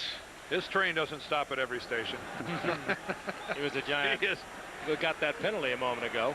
Former Dallas Cowboy and one of the free spirits of the NFL. Checking the Polaroids is the San Francisco defensive line. Looks at the Giants offensive alignment. You have never looked Checking at one. the enforcement of the prior foul. And as we get ready to start the second quarter, they have moved the ball from one end of the field to the other, and Dale Hamer said we're just checking the enforcement of the prior foul. 15 minutes. 15 minutes. That always helps. Yeah, seeing it's at 0. And seeing it's the start of a quarter. I know they're trying to speed up the games, but that's going overboard. We'll just play 45 minutes instead of 60. George Seifert, third year is the successor to Bill Walsh. Each of his foul was from the 22 to the 27. Each of his First two clubs 14-2 in the regular season, and there are the numbers for the first 15 minutes of play. The one thing that doesn't show there are penalties, and as far as the 49ers, that was one of their poorer quarters as far as mistakes, both penalty-wise and some drop passes thrown in there. First and 10 from the 27-yard line. This is Henderson, who picks up 4 up to the 31. Mark Collins comes in to make the stop. ABC's Monday Night Football is being brought to you by Mercedes-Benz, engineered like no other car in the world, and by Levi's Buttonfly 501 jeans. Dan has both of those products. I like the 505s, myself. I'm a button fly, all right. In the old days. With your old wide body. You got a butt. No, never mind. Second and 6 from the 31-yard line. This is Dexter Carter swinging to the outside. And Carter is taken out of bounds at the 31. He can't turn the corner. Carl Banks will get credit for the tackle. And Third down. And the reason he can't turn the corner is about 3 different guys take shots at Lawrence Taylor. One, they try to cut him. Okay, watch the block. There's Rathman going at the knees. He stays up. Here comes McIntyre. He hits him and he can't knock him down, and he strings it all the way out where Banks gets in on the play. It won't show up on the defensive stats anywhere, not even a half a tackle, but credit that one to LT. Third and 6 from the 31. Still a little football left there. Jones, who was lined up wide in motion. Young sacked at the 19. Marshall and Howard. Frank and Al, I wonder if that's not a case where Steve Young has been overcoached to stay in the pocket. They've been trying to make a pocket passer out of this guy, and there is a deal where he should have taken off running with the football about 2 seconds before he gets sacked. And more than making it out of him, Al, they've talked to him so much about it. He's heard so much about it, read so much about it. And he just waited too long. Oh, man. That's just good coverage by the Giants downfield. Yeah, but when there's that good coverage, a guy like Young ought to be gone. Mosienko has to move to the side to take the snap and then lofts one into the hands of Meggett at the 28-yard line. And he is brought down at the 35. There's another flag all the way back upfield. Mitch Donahue made the tackle. There's a marker down. Back at the 26 for an ineligible man downfield. Giants with the top punt return man in the NFC from a year ago, Dave Meggett. They'd like to see him kick it again. Members of the kicking team, more than one, illegally downfield, 5-yard penalty, repeat 4th down. The first guy who was gone, I think, was Wesley Walls, the snapper. He not only tossed an errant snap, but he took off early as well. I think early in the season, you see more penalties with special teams because a lot of the special teams members are the younger players and the rookies, and especially so in San Francisco's case. A lot of players have been cut that have been playing special teams, too, during the course of the preseason, and all of a sudden you've got a lot of changes. You've got new personnel, and that's going to carry through the season. And really, it's the bad snap. It throws Mosienko over 2 steps, causes a second delay. Everybody leaves on timing. And this is another bad snap, but he comes down with it and nearly has it blocked. Meggett takes it at his own 49-yard line and runs it back to the San Francisco 43-yard line as Renee Thompson came in and nearly blocked it. 36-yard punt, 8-yard return. Well, the best special teams player in the league is Renee Thompson. Ooh, and he almost kick-started the Giants there. Barely missed it.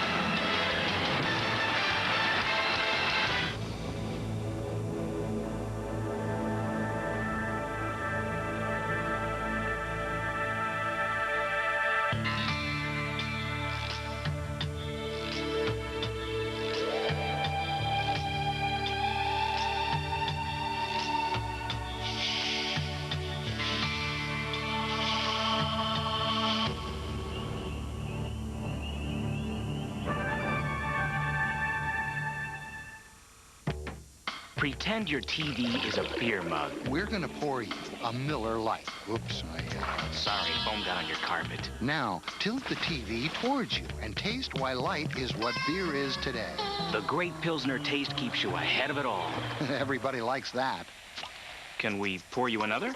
Hey, I know. Why not buy 6 more TVs and invite some friends over? Miller Lite. It's it. And that's that. If you're ever near Durango, Colorado, you will find a road to the sky. Where 100 years ago, men searched for the gold and silver they saw there. There are over 4 million miles of roads in Alamo territory, all across America. And every day, with every car nationwide, only Alamo gives you all those miles for free, including a 70-mile stretch along Route 550 in Colorado that takes you right up to the sky.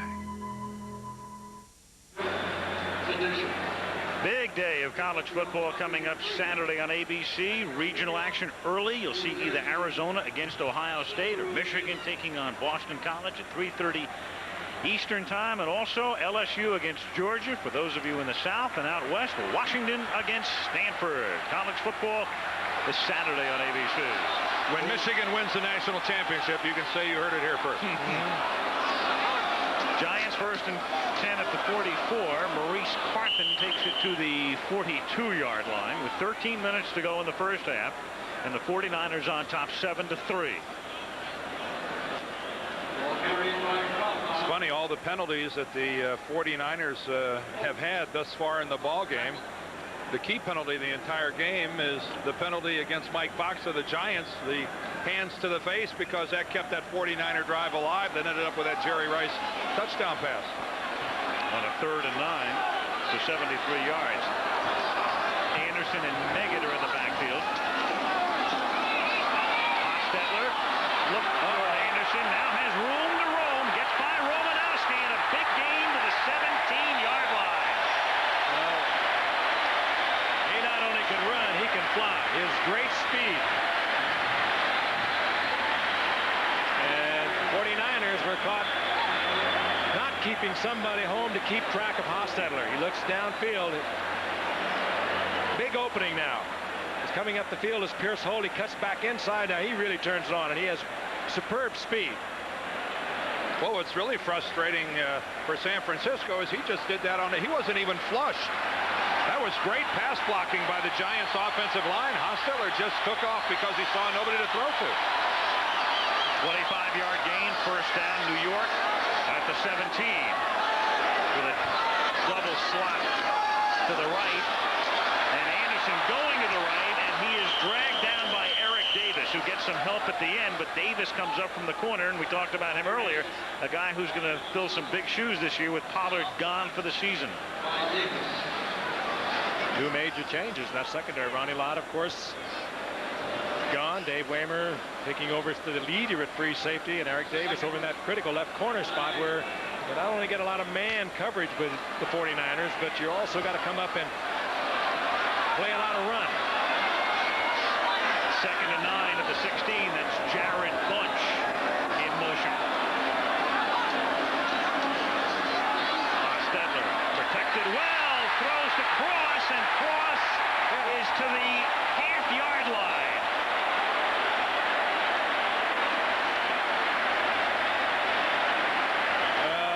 Cross is no Mark Bavaro in terms of hands. Well, Frank, the key to this play is San Francisco has their best pass rusher in Charles Haley actually in pass coverage that time against Cross. Haley only caught 5 passes a year ago, and he always gets linebacker coverage. You're right, and Haley basically is linebacker, but they picked it up and they hit him. Haley's the guy 94 there. I would rather have chasing the quarterback than back in coverage on my tight end. They may be looking to see if Cross crossed the plane of the goal line as time is called. As reported as an eligible receiver. 66. William Roberts, the announcement made that he is an eligible receiver here, but that's on the upcoming play. Right. If there is an upcoming play, they may give the Giants 6 here. Heberling is looking at it upstairs. That's Chuck Heberling in the middle, the former NFL referee. And he's our replay official. Where's the knee? The knee is down long before the ball breaks the plate. Well, there's the elbow down with the ball. I mean, I don't see any way they're going to give him a touchdown. No way. Especially with it being ruled on the field down at the 1/2 yard line. After further review, the play stands. First and goal on the 1-foot line. Actually, I would say that football was perfectly spotted by the official. Howard Cross noted more for blocking than receiving, but he gets the big play there. Here's Anderson, and he is in for the touchdown. And that guy has been there before.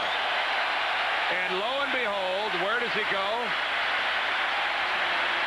Over left guard and left tackle. Really credit the key block in there, Bart Oates and Bob Cratch. You know, this is what the Giants have not been able to do to the 49ers in the past couple of games. Get it in when they got down there. 5 field goals in the NFC Championship game, and mainly because of the defense. This time they cracked the goal line. And Barr with the extra point. So in 2 games last season, the Giants could not get it into the end zone against the 49ers, but they do here with 10:05 to go in the half to take the lead. Big play, Hostetler coming out of the pocket with a big first down.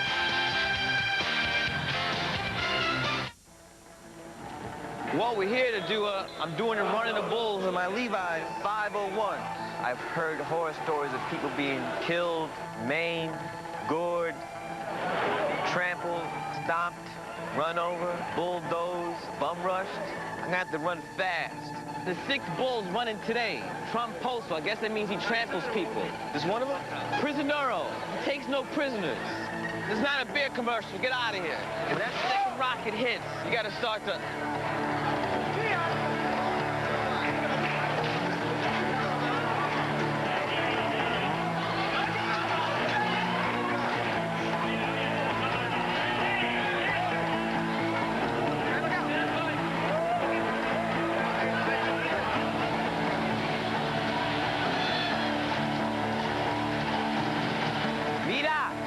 Flies button.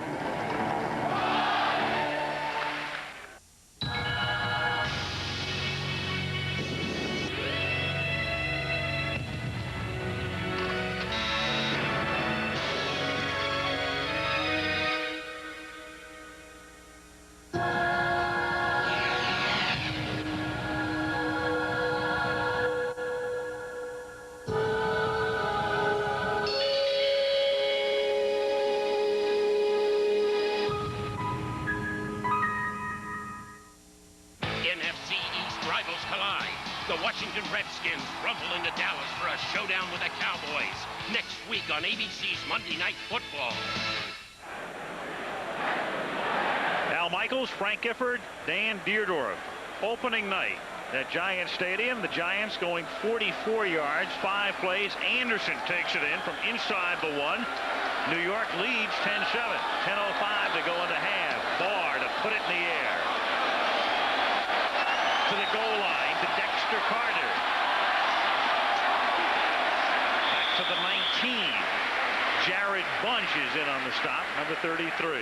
Guys, one thing we'll just make a mental note of. The last time the Giants, they were in that goal line formation, they took Jumbo Elliott and put him over on the opposite side, clear over playing right tackle. They unbalanced the line. They only had Cratch at left guard and then Howard Cross actually playing tackle. We'll have to see if how that comes into play next time they go into a short yardage formation. And I think it just reflects back on last year, Dan, when they just couldn't get that ball in from inside the 10. Yeah, they're trying something new and different, and hey, it worked. 49ers begin at the 20. 1st and 10. Keith Henderson, who has been injured a lot in his first 2 seasons, but has a chance to have an impact, stopped by Fox and Howard. And again, the 49ers looking for somebody to emerge to help that running game. Well, there was a lot of talk about Bobby Humphrey and the talented running back that's still holding out in Denver, and talk of him going to San Francisco among other places. There's no doubt that George Seifert would like to have a running back of that caliber. I don't know that he can go all season with this group unless somebody really, as you say, Al, steps to the line and ends up being better than they look now. 2nd and 6 from the 24. Young throws. This is Henderson making the catch. He takes it up to the 29, a little short of the first down. Pepper Johnson makes the tackle. Pepper Johnson, his real first name is Thomas. His aunt nicknamed him when he was 5 years old. He sprinkled pepper on cereal, so he was exhibiting linebacker tendencies at a very early age. It could be by the way he plays too, Al. He's really an emotional player. He is real peppery. He's all over the football field. He's patting fannies, kicking fannies. He's getting everyone on the move. 3rd and 1 from just inside the 29-yard line. Henderson in motion. And Young to throw to Rathman, and Rathman has the first down. Everson Walls comes up to make the hit, and that's something they did a lot a couple of years ago, going to Rathman. They came off it a little bit last year, and they'll put him back in their passing game in 91. Still a spine of blocker, and as big as he is, he had 48 receptions a year ago, so they use him well, and they use him in the really high percentage stuff, and the 49ers kind of going back to that. A few moments ago, they came at the crossing back underneath Henderson. Now they go out on the flat. It's almost like it's ball control passing is what it is. A little athleticism involved there, too, the way Rathman left his feet and stretched that ball out, making sure he was good enough for the first.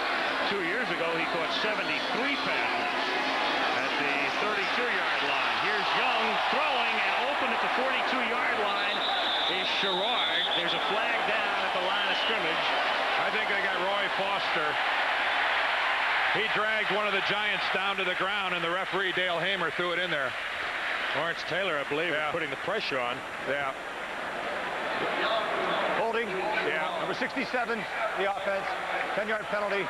First down. They move LT inside right over the top of Roy Foster, and LT takes that knife to the inside. And he doesn't complain anymore. He gets held on almost every play. He'll tell you that. Look at this. Well, I never met a defensive player that didn't talk about being held on every play. They all think they're held on every play. On that time, he was right. We know which side you played on. Yeah, he had a legitimate beef, and Dale Hamer saw it. 6th penalty against the Niners. 7:17 to go in the half. Giants 10, 49ers 7. Just because you play golf with him, Frank, doesn't mean you have to take his side. You're an offensive player. 1st and 20. Here is Dexter Carter, and he runs right into Greg Jackson as he crosses the 25-yard line. Eric Howard also there to help out. You know you can't trust those guys. Offensive players. Oh, I played defense, Dan. I just learned early where the dollars were. Yeah, well, you haven't forgotten. The dollars, nor have you. You've learned quickly since you got out of it. For you, Frank, the dollars have been up here. Yeah. I hate to admit that's so true. I'd be embarrassed to tell you what I got. Speaking of up here, Craig Janoff gives us a case of vertigo here from the blimp. Ooh, I got to sit down. 2nd and 16 from the 26. Young. Taylor, a great catch by Taylor, who reaches out, catches it off his fingertips at the 35-yard line, stopped by Jackson. John Taylor. And that's without Stickum.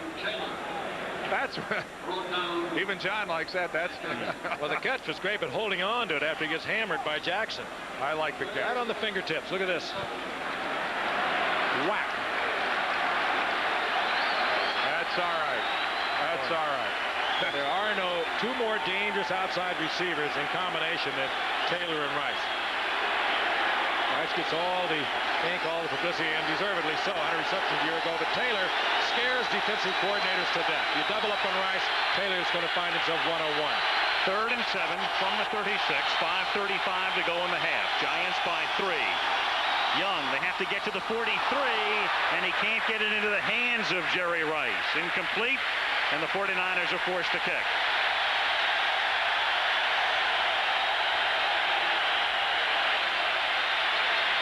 Rice was there. Young just a little slow getting it in there. He's in between giant defenders. I think that was really a coverage that screwed things up for the 49ers. I think Pepper Johnson had dropped back far enough that he really interfered with Rice and where he wanted to be and where Young thought he was going to be. Give a lot of that credit there to the Giants. Ralph Mosienko, former Charger, former Redskin. Line drive caught by Meggett at the 29. Look out. Swings back to the outside and is run out of bounds up at the 40-yard line. Chased out by Darren Jordan. Oh, he has some weapon, Dave Meggett. He's not big, but he is so effective, not only returning punts, as a receiver, a running back. Great little offensive machine, Dave Meggett at 5'7", 180. AT&T, the right choice. The most valuable player in Super Bowl 25 was 33-year-old Otis Anderson. But who was the first player ever to rush for over 1,000 yards in one season after reaching the age of 30? Hugh McElhenney of the 49ers, Marion Motley of the Browns, or John Henry Johnson of the Steelers? Which would you choose?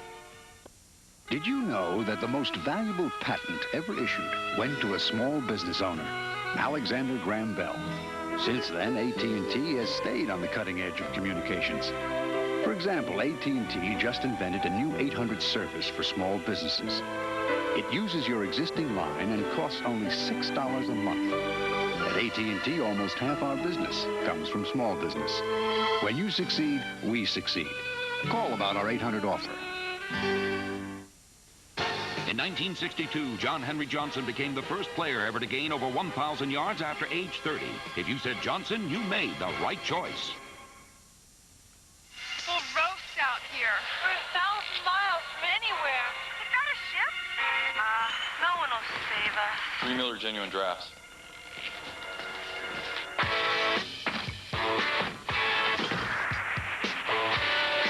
Cold filtered Miller Genuine Draft.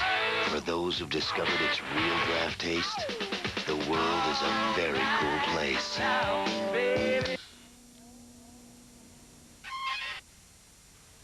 Katharine Hepburn. Her life on film, her loves off screen.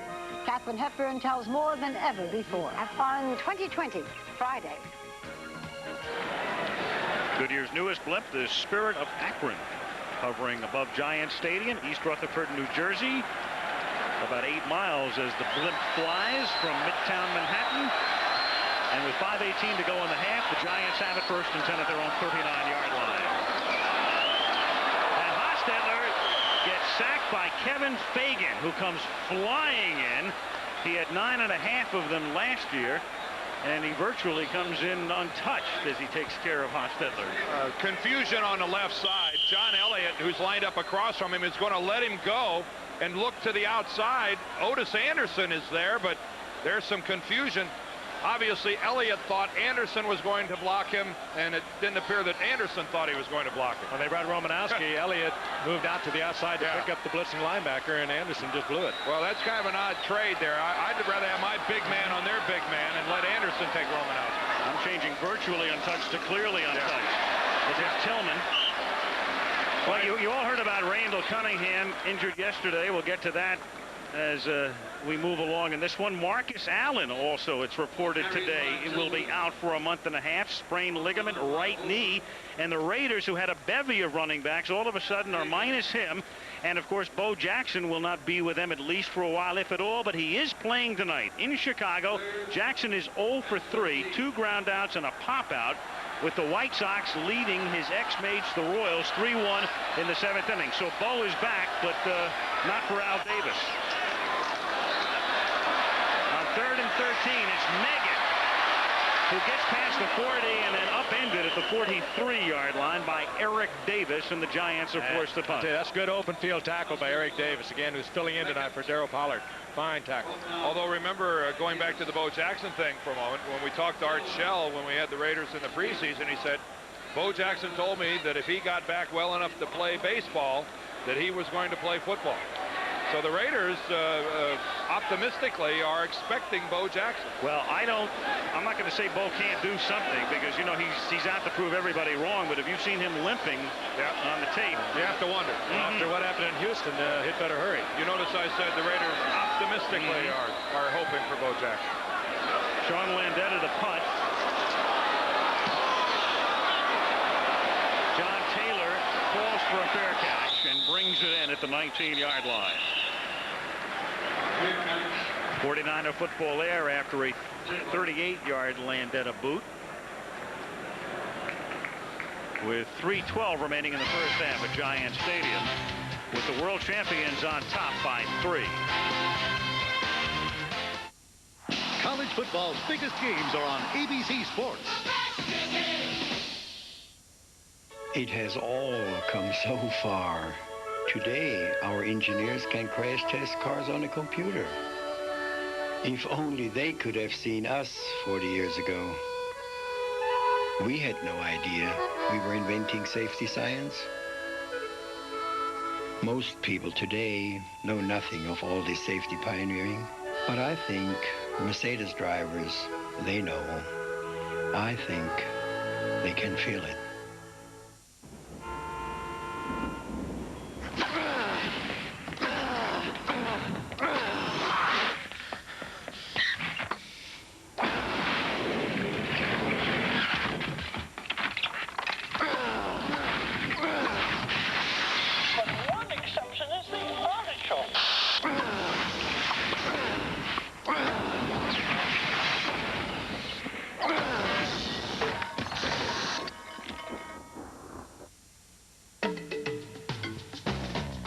Sometimes I dream that he is me.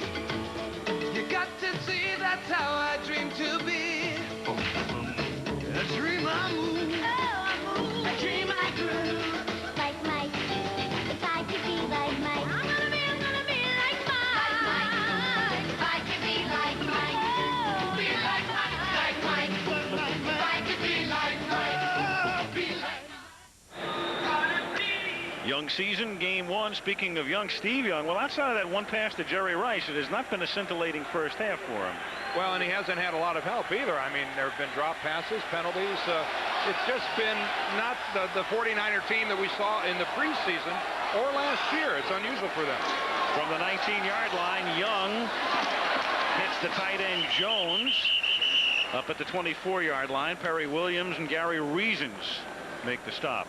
Neither team seemingly to get in the kind of gear they want to get into. The 49ers keep going back to their underneath passes, their ball control type passing game, and there is Joe Montana. I had an interesting conversation with him last night, and we'll let you hear part of that at halftime, talking about his future. And it's tough, I think, for Steve Young. I don't care whether he's in uniform or not. The fans of the 49ers have got to be comparing everything he does with what Joe might have done, and the same goes with Hofstadter with Phil Simms as a backup quarterback on the sidelines. Second down and 5. Here's Henderson swinging to the outside. Turns nothing into a little something. Everson Walls makes the stop. We talked about Randall Cunningham before, as you watch Montana on injured reserve. And Randall Cunningham, I'm sure many of you saw this happen yesterday in the game against Green Bay. He went down. He didn't think he was seriously hurt at first, but it was official today. 2 ligament tears. Probable surgery. I say probable only because Randall wants to be checked out by his personal physician and by Dr. Frank Jobe in Los Angeles, so he's on his way to the coast. Well, we wish him the very best. He's certainly one of the great ones. 2-minute warning.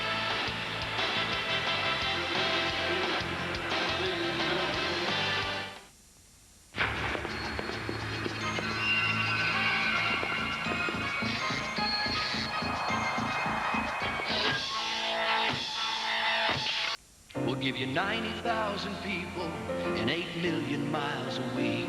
We'll give you hearts that beat deep purple and a whole new way to speak. We're the best way to ship it over there. From the dawn through the night, we're in the air. We carry confidence across the continent. We're the best way to ship it over there.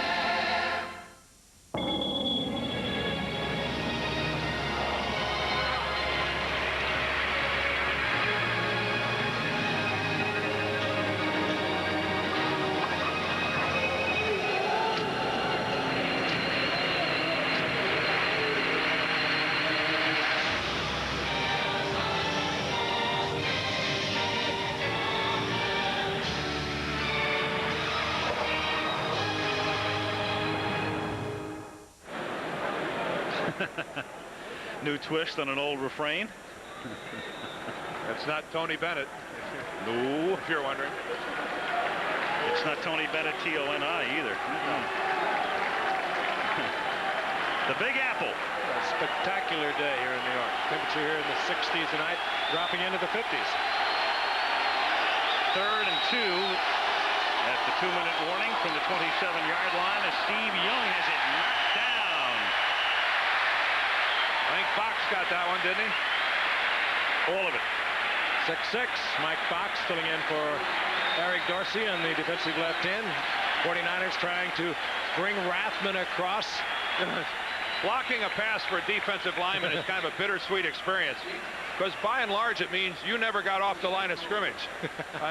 Normally a guy blocks the pass, it's because he's getting the you-know-what blocked out of him on the line of scrimmage and has a chance to see the ball and jump up and knock it down. Ralph Mosienko takes the snap at his 12, and this is his best kick of the night. A beauty. Meggett backs up to the 18. And it's a 13-yard return as he takes it back to the 31, stopped by Rathman after a 55-yard kick by Mosienko. 1:45 remaining in the half, and the Giants have all of their timeouts at their disposal. And we talk about Hostetler really winning the quarterback derby in preseason. A very fair contest by Ray Handley, the new head coach, and there's still a lot of Giant fans that felt that he made a mistake. Should have gone with Phil Simms, and everything he does is going to be questioned. But Handley said, I will not take him out of the game if he goes bad. I'm going to go with him. So he knows he's going to get a chance to go either way and also come back. On first down, it's Baker splitting the secondary inside the 30, tackled at the 20 by Waymer. And I'll tell you what, that's aggressive play calling by the New York Giants. They've got a 3-point lead. They're going to get the ball to open up the second half, and there had to be some questioning by the coaching staff. Should we just run out the clock and go to the locker room and be happy with our 3-point lead? But no, they're going to go for it. Baker is wide open, and Hostetler throws a beautiful pass. 47-yard game. Timeout, Giants.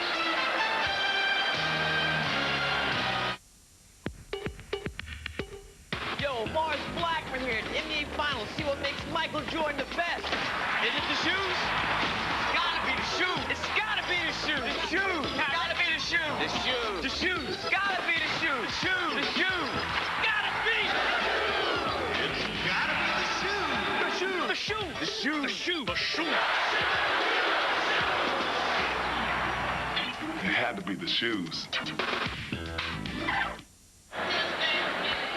Ray Handley with Phil Simms. When Handley was an assistant under Bill Parcells, he was the man entrusted with clock management and usage of timeouts. He's got a brilliant mind, mathematically inclined, and he has called a timeout here with 1:26. He has 2 more remaining. First down to the 22-yard line. Hostetler firing and incomplete, intended for Cross. Cross blanketed on the play. Mike Walter, the linebacker, staying back there with him. Jim Fossil, the quarterback coach, who Handley really relies on a great deal, is up in the booth. He is talking to Handley on the sidelines. Phil Simms is also there, and Phil Simms is watching the coverage for Hostetler, and there is the Giants coaching staff. There's Earhart on the left, Ron Earhart, and there is Bruni, the defensive coordinator. Sepsic is up there, and the new quarterback coach, Jim Fossil. But Phil Simms will watch the defense after the play, and he'll let Haas know whether he's made the bad move. 2nd and 10 from the 22. Hostetler throws, and there's good coverage again as Griffin is all over Stephen Baker. The Meadowlands crowd expressing their displeasure at not seeing a flag thrown. That was pretty tight coverage by Don Griffin. Needless to say, it was sensational coverage. If there's no flag, that look is deceiving because Baker's moving back towards the ball as well. No flag, though. It was awful good. 1:17 to go in the half. 3rd and 10 at the 22. Giants on top by 3. From the gun, 3 receivers to the right, and now they send Ingram this way. Hostetler stepping up inside the 20, gets it to the 13. He's close to a first. Fagan makes the stop, and it depends here clearly, as you can see on the spot. Hanley says, give me a timeout anyway. It is a first down. Yeah, Hamer signaled first down. He's down there, the only one of the officials that was giving the signal. Keith DeLong, number 59 there, is going to run right by Hostetler. He's in man coverage with Meggett. You see him right there? He could have made that tackle, but he's locked up in man coverage on Meggett. And thank you. There's just a little sidebar what a guy like Dave Meggett can do. He pulls a guy right out of where Jeff Hostetler went. And a good scrambling quarterback is much more effective when you get man-for-man coverage, because you do get your men locked up on the receivers. They're looking at the receiver, not even watching the quarterback. And that time Hostetler, who is so good coming straight up the middle, gets the first down. All right, now the last time the Giants were down here, they went to Howard Cross, who got them down to the half-yard line. And remember on that play, Charles Haley was the guy who ended up covering Cross. Let's see if the Giants want to see if that can happen again, and if it does, they might go to this guy. But if I'm the 49ers, I send Charles Haley after Jeff Hostetler. That's Cross lining up as the tight end on the right side. And that's Haley on top of him. Yep, and it's Meggett going in motion that way. Haley's back in pass coverage. Walter chases Hostetler, who just throws it away. And Cross winds up at the end being covered by Todd Bowles. And Hostetler got smacked. Mike Walter, the big linebacker, unloading on Hostetler.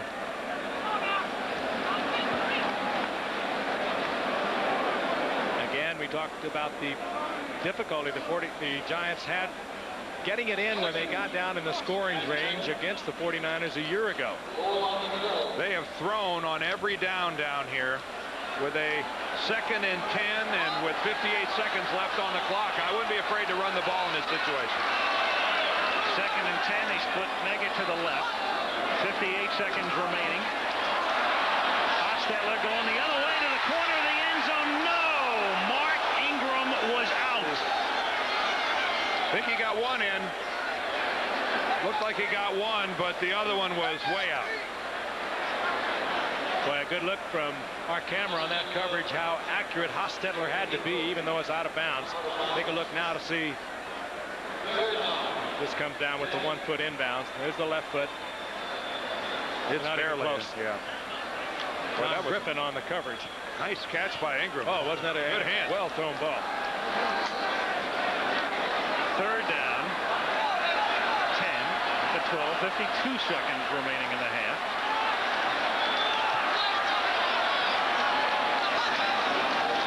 Hostetler keeps and only gets to the 11, so they bog down at the end and will have to settle for a 3-point attempt. Pierce Holt makes the tackle. I think that was a design play with Hostetler carrying the ball. And now Hanley's going to let the clock run down here. If anybody's going to stop it, it's going to be San Francisco to conserve some time on the other end, and they are not inclined to do so. If that was a design play, Frank, if I was the assistant coach that designed it, I wouldn't have initialed the page.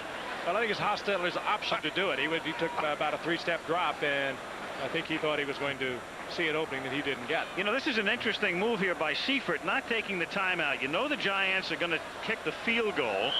The Giants not take the timeout. They wanted to take, obviously, as much time off the clock, but you wonder if Seifert would have done that if he had Montana healthy. Well, he was dealing with 30-plus seconds, and you raise a valid point, Al. I mean, you really do, about whether or not Montana would have been, you know, if he'd have been more comfortable with Joe Montana trying to do something in 35, 38 seconds. That's still not a lot of time. I think what Seifert is saying is, hey, let's get back and reassess this first half and come out with the second half plan. Well, his assessment will be a pretty good chewing for his club. They haven't played well. So Barr comes in. This guy's a fixture in a Giant 49er game, isn't he? Yeah. In fact, Barr spent a brief part of his career in the early 80s, 4 games with San Francisco before he was dealt to Cleveland and after he played for Pittsburgh. This is a 28-yard attempt by Barr, and it's good. And that is the half, and that was not a good snap, but a nice hold by Hostetler. So that's the way the half ends. An interview with Montana coming up. The first half is history. The Giants lead it 13-7, and back we come with our halftime activities after this message from the NFL and a word from our ABC station.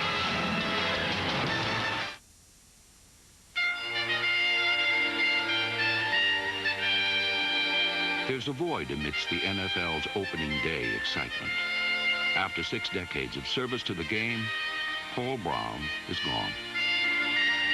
An organizational genius from Maslin, Ohio, he had a long list of football first. His espousal of mental discipline was as much a hallmark of his teams as his snap-brim hat and camel hair coat. He was above all else a teacher who made the classroom an integral part of pro football.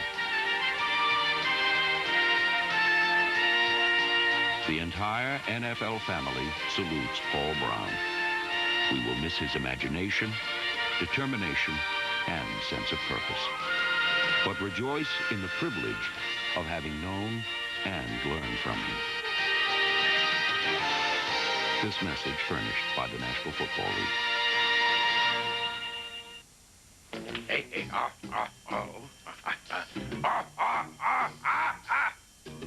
Hey.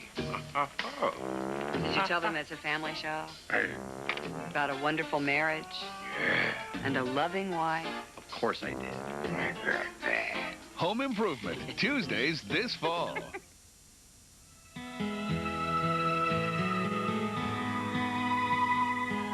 Delta Cotton. It comes from 1,000 places across Dixie and ends up at its best with the help of the only true bowl opener. Prep, making your cotton the best that it can be, with more high-quality fiber, a single pick, and a very profitable early harvest, all of which can lead you to a few new places. Don't you hate to wait, especially for a bargain? Well, the waiting's over. At Blackwell Chevrolet Geo, we've kicked off our 91 model closeout early with some of the best buys of the year, ready for immediate delivery today. New Storm hatchbacks with air, $96.97 or $165 a month. New Silverados with air, power windows and locks. Steel Cruise, stereo cassette, $12,677 or $228 a month. Huge rebates, huge discounts. Buy with zero down. It's all happening right now. But get here this weekend while selection's best at Blackwell Chevrolet Geo, Jackson. WAPT's Used Car Classifieds, weeknights at 1 a.m. on WAPT.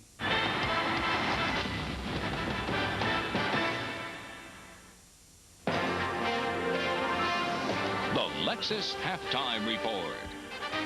Brought to you by Lexus and the new ES300 Sports Sedan.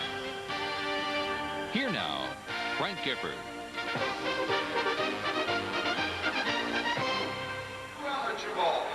To be out here back at Giant Stadium in New Jersey, we're at halftime, the season opener for the San Francisco 49ers and the New York Giants. Well, we talked a lot about Joe Montana, his injury, and his impact on the Niners during the first half. Well, last night I had a chance to sit and talk with Joe at length. He's a very thoughtful, introspective guy, and here's part of that conversation with Joe Montana. Let's look at a scenario. Say you do come back in 4 weeks, elbow's fine, and Steve is doing a bang-up job. What would be the situation between the two of you? Well, I don't know. You hear so many different reports, and in my conversations, that when I come back, I'm sure George will evaluate it at that point. But I've been told that I would probably just go back into my normal position. But you know how that goes. You never know until it happens. So. Joe, it's been great for you. I remember when you came up all those years ago, and it's been fun watching what's happened to Joe Montana, and you've handled it so beautifully. Are there thoughts in your mind about where you would like to call it in, say that's enough, and I've given all I've got? Well, yeah.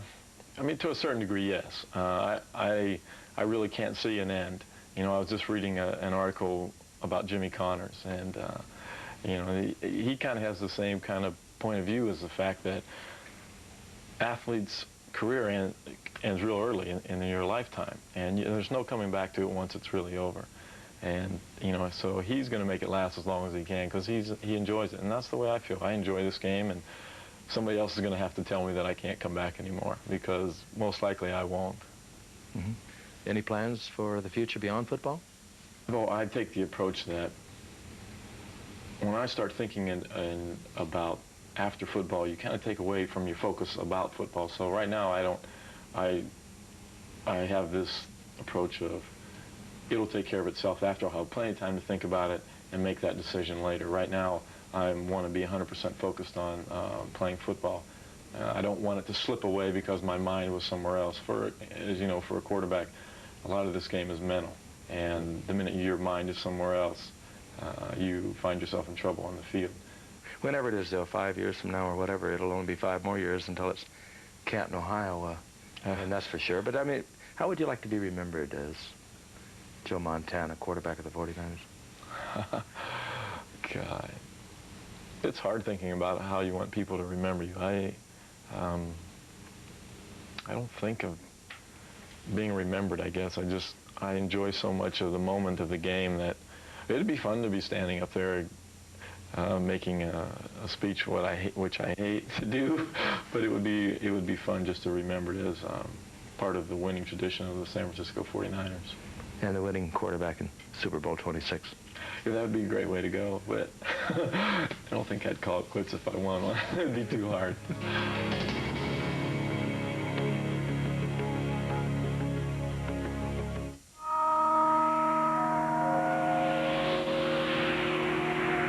First, we created the LS400 luxury sedan.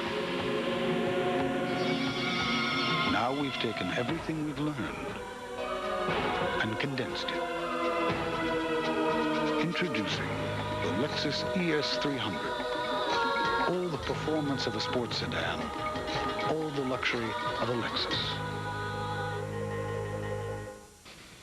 I'm Peter Jennings at ABC News headquarters in New York. Just before we go back to the game, a note about our planned town meeting with Mikhail Gorbachev and Boris Yeltsin.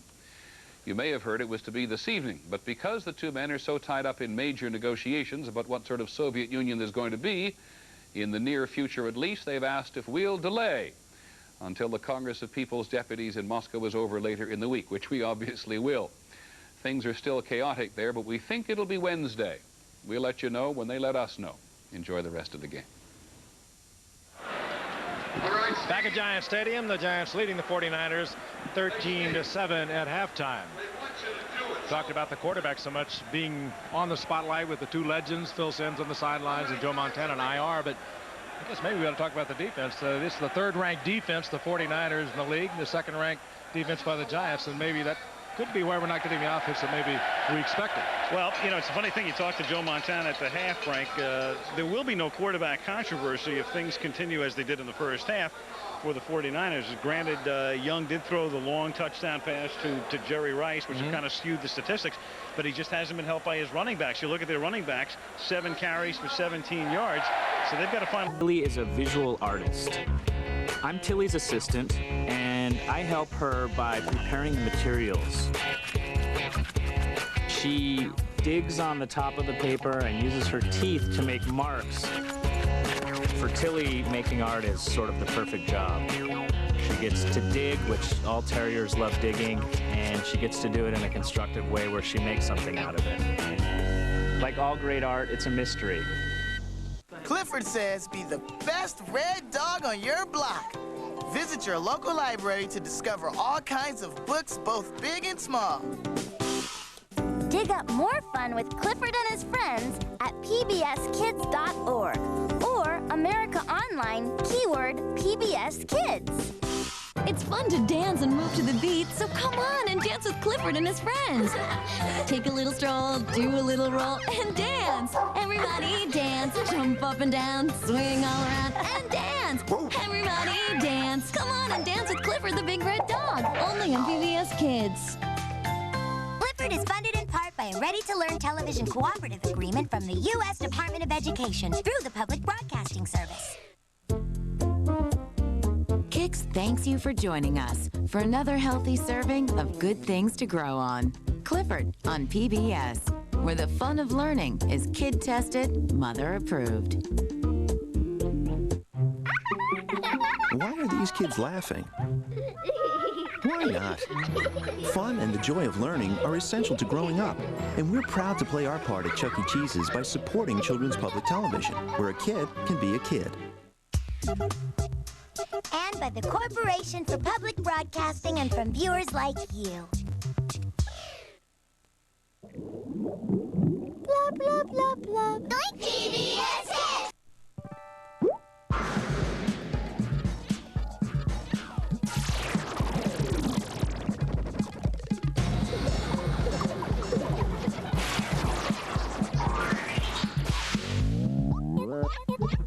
Reading is fun.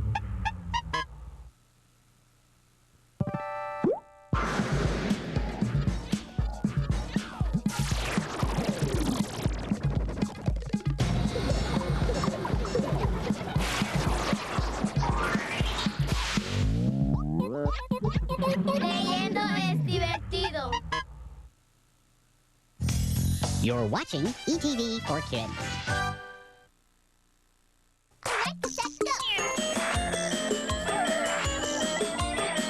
Don't take off, because you'll be flying high with Dragon Tales. Up next.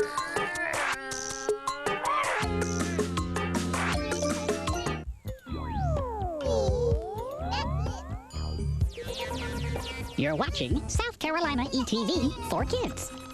The following program has the Smart Cat seal of approval. Coming up next on Dragon Tales. Those are the prizes you can win by playing the carnival games. Maybe we can win one together. I can't seem to do anything right today. Maybe Emmy should find a different partner.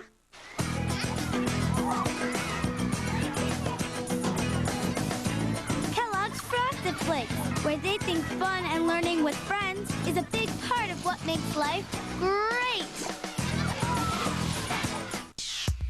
This program is funded in part by a Ready to Learn grant from the U.S. Department of Education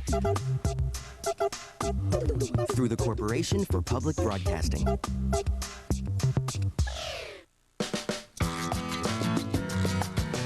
Emmy wished on a dragon scale, and that's what started Dragon Tales. Around the room the dragons flew, but Emmy and Max knew what to do.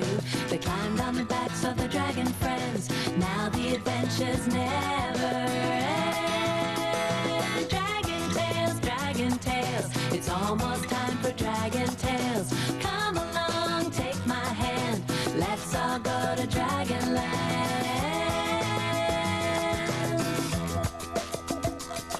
There's Ord, he's the biggest, not the brave of heart. There's Cassie, so shy, also very smart. There's Zack and Wheezy, and these tales are fun, 'cause you know two heads are better than one. Dragon Tales, it's almost time for Dragon Tales. Come along, take my hand, let's all go to Dragonland.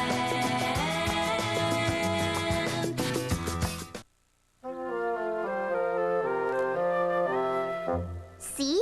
This one's a dog, and this one's a rabbit. Can you guess what this one is? A bat? Right. And he's coming to get you. Cool, my turn. Guess what this is? Give up? It's a duck. Well, Max, it looks pretty foul to me. Hey, the dragons are calling for us.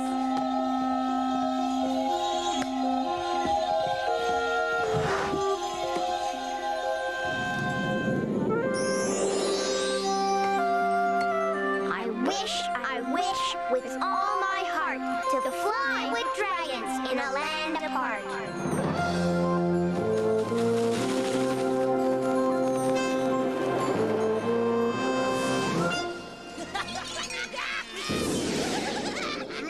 Wow! It sounds like a great party. It smells like one, too. Cotton candy, popcorn, hot dogs. Hi, everybody. What's going on? Max, Emmy!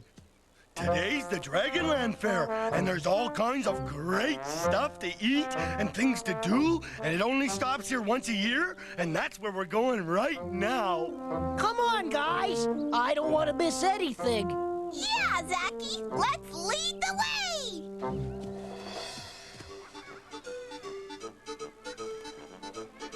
Wow, this is cool. And look over there. Those are the prizes you can win by playing the carnival games. Pinwheels! Look, Cassie. Aren't they beautiful? Yes. If you want, maybe we can win one together. Definitely. All right, my friends. For everyone who wants to play, here are some rules. First of all, I want each of you to choose a partner. We're a team. Max, will you be my partner? Mm-hmm. So, what do you say, Wheezy? Wouldn't have it any other way, Zacky. There will be 3 games. In each game, the winning team will get 2 pinwheels. So line up and let the games begin. Come on. I just know we can win those pinwheels. Yeah, me too. In this race, one team member runs to the tree, then runs back and tags his or her partner. Then that partner runs to the tree and back again. And whoever crosses the finish line first wins. Oh boy, I love running. Same here. Are you ready? On your marks, get set, and go!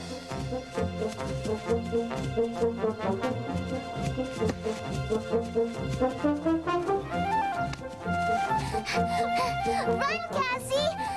Run! Yeah! Whoa, Wheezy! Easy on that turn! Come on, Cassie! You can do it! Go, Cassie!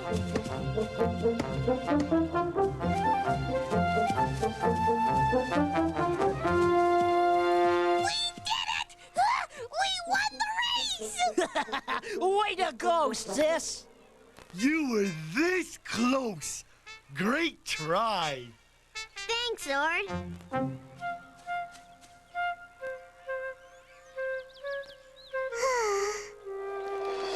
To the winners, Zach and Wheezy.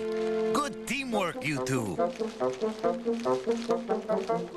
worry. We just have to try a little harder, and maybe we'll win the next game.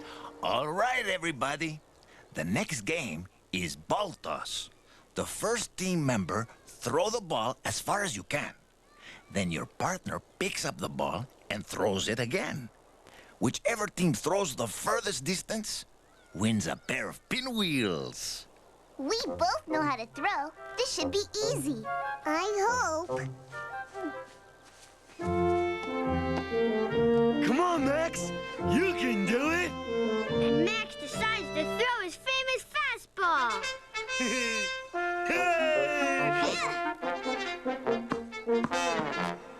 Yay! Go, Max! 1, 2, 3. Whoa! Nice try, Wheezy.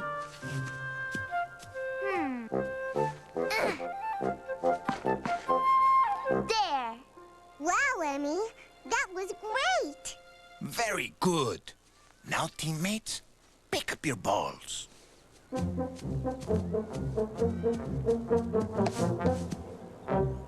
All right. Everyone ready? Go, Cassie! You can do it!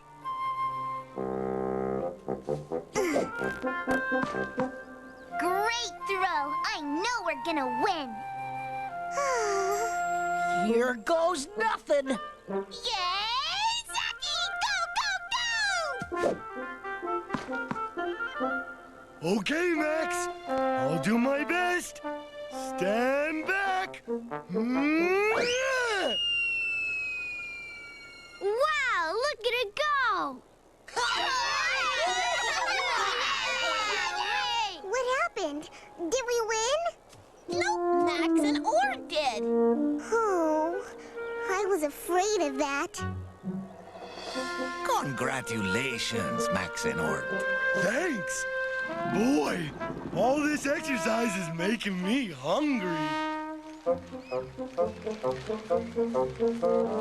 Okay, so we didn't win.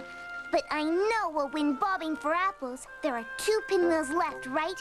We just have to really, really try our hardest. And then... Cassie? Where'd you go? I feel so bad I let Emmy down. Not just once, but twice. She was counting on me to help her win those pinwheels. And I wanted to win one too. Cassie, I thought I heard you. Is something the matter? I can't seem to do anything right today. Maybe Emmy should find a different partner. I don't think Emmy wants a different partner, Cassie. She chose you because you're her friend. And don't forget, there are many things you're good at, aren't there? I am good at lots of things. I know how to make people feel better, and I know how to figure things out. But how will that help Emmy and me win our pinwheels? Attention, contestants. It is time for the final event. Okay, I don't know what I'm going to do, but I know I'm gonna try. Hey, wait for me! Cassie? Cassie! Has anyone seen Cassie? Oh, there you are. They're about to start the last contest. Okay, let's figure out how to win those pinwheels. All right. The final game is bobbing for apples. Each team must lift this apple out of the tub. But you may not use your hands. Can we use our teeth? You can use anything you want, except your hands. Boy, it's just like eating. This should be easy. Max and Ort, would you like to go first? Yeah! All right, then. When all the sand goes to the bottom, your time is up. On your marks, get set, go! That's it. Time's up. I almost had it. Then it popped out of my mouth. Yeah, I don't like my food swimming away from me. Okay, Zachy, it's our turn. Are you ready? Ugh. Well, as long as I don't have to get my face wet. Ready, set, go! Come on in, Zachy. The water's fine.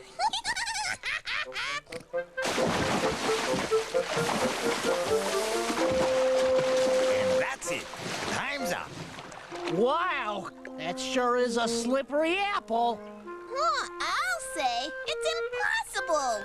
Cassie, Emmy, are you ready to try? Definitely. Cassie, we can do this together. Excuse me, Quetzal, but what are the rules again? You must lift the apple out of the tub. The only rule is you can't use your hands. Got it.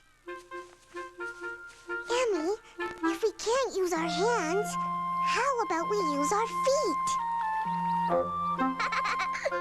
Hey, what are you doing? Just watch. Ready, set, go! And a 1, and a 2, and a 3. Hooray for Cassie and Emmy! They're the winners! Gee, Cassie, that was so smart. Look! Oh, wow, Cassie, look at that! Wow! I see your badge is glowing. Congratulations. You must be proud that you thought of a way for you and Emmy to win the contest. Here you go. Thanks for being such a good partner and a great friend. You're the best. You too, Emmy. I wish you use this ride to go back home. Until next time. Hey, what are you doing?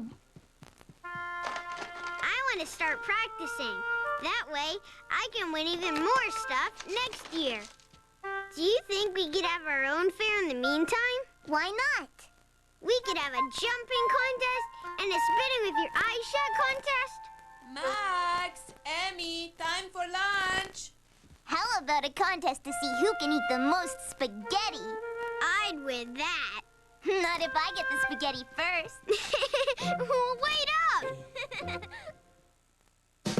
Come on now, get on your feet. We're gonna sing some songs and shake to the beat. Here we go, we're ready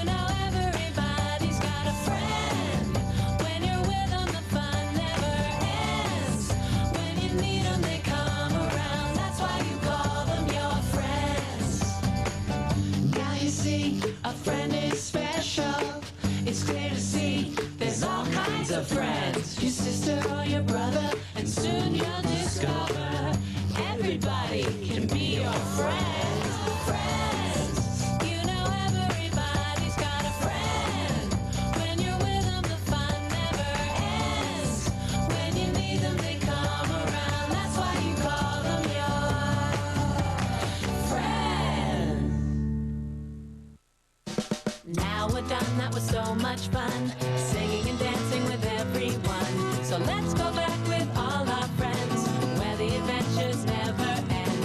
Dragonland, Dragonland. Coming up next on Dragon Tales. Today's pie baking day. I seem to have run out of dragon berries, so I was hoping everyone could pick some more. I wonder if there are any berries in there. Oh no, I'm stuck.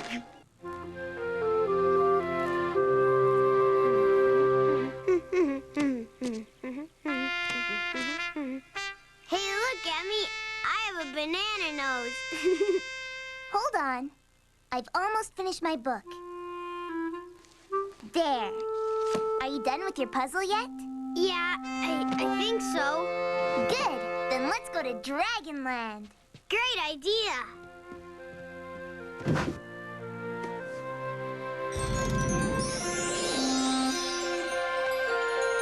I wish with all my heart to fly with dragons in a land apart.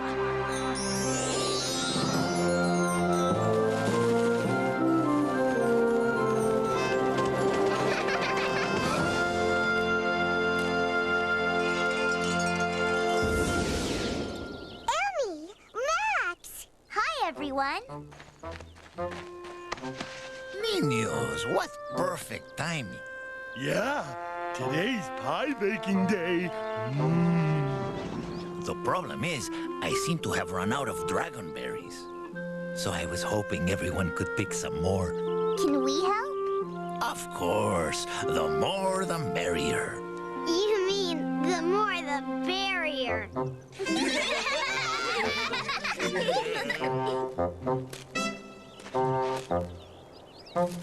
Hey, Wheezy! It's a basket, not a hula hoop. Oh, Zacky. Come on, everybody. We know where there's a zillion dragonberry bushes.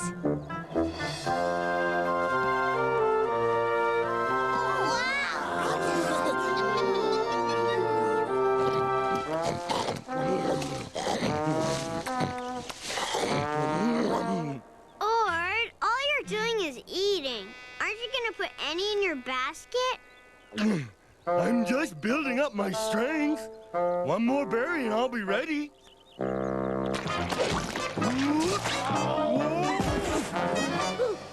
Thanks. That mud puddle sure is slippery. Quetzal's gonna be very happy. Look at how many berries everyone has. Uh-oh. All the good bushes are taken. Maybe there's more over there.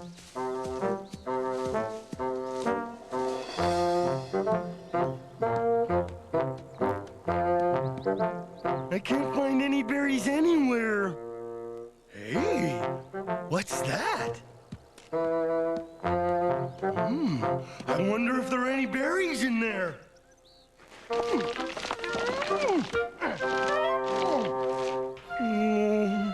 It's kind of dark in here.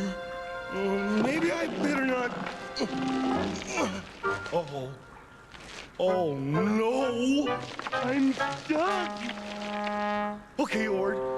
If you keep your eyes shut, you won't see how dark it is, and you won't be scared.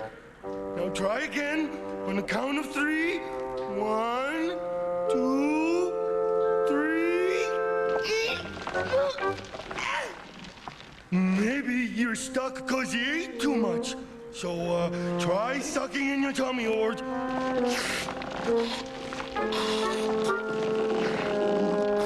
Oh, that didn't work either.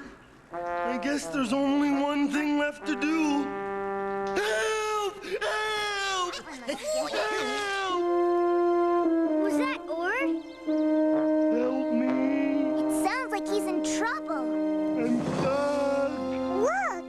Ord's basket. I bet he's around here somewhere, but where? That tickles. Did you hear that? Ord? Ord, can you hear me? Emmy, is that you? Hey, look, everybody! It's Ord! What happened? I crawled into this hole to look for berries, but I got stuck. And it's dark in here and I'm scared. It's okay, Ord. We won't move till we get you out. If we all pull together, we can do it. Come on. On the count of 3, everybody pull really hard. 1, 2, 3.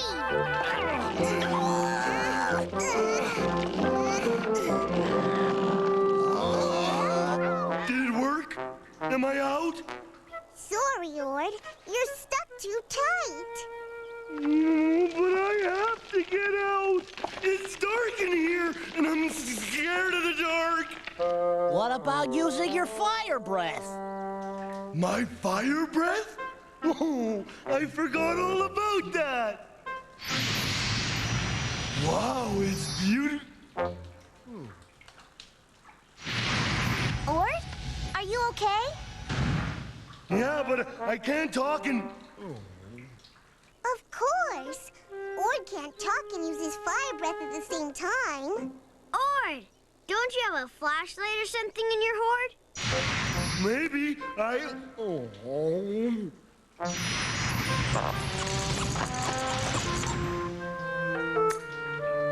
Thanks, Max. This flashlight makes me feel a lot better. Now I can talk, and it's not so dark anymore. So what's it look like in there? I bet it's all dirty and yucky, right?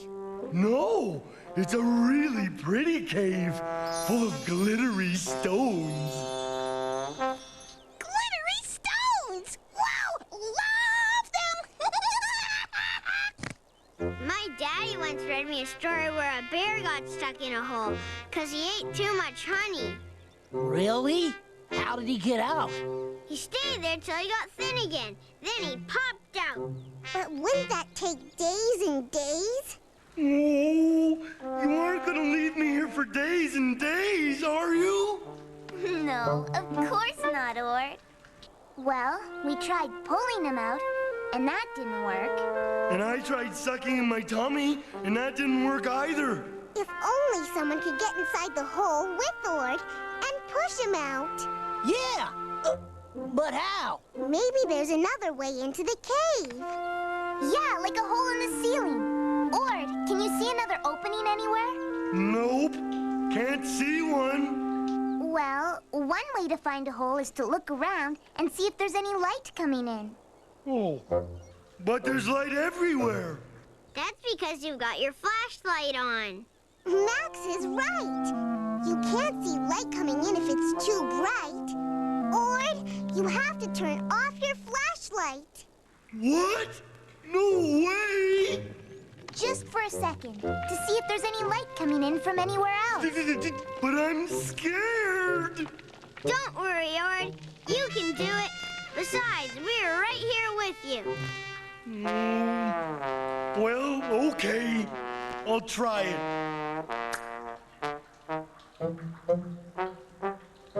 Hey!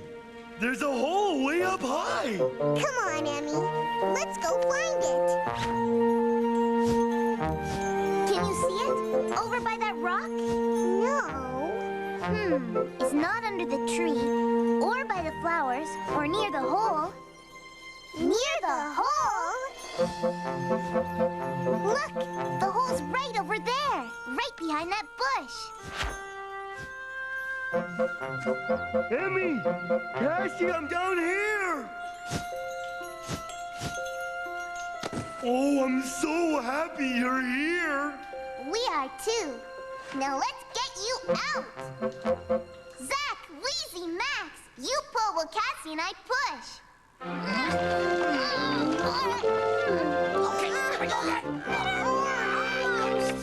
Almost nothing.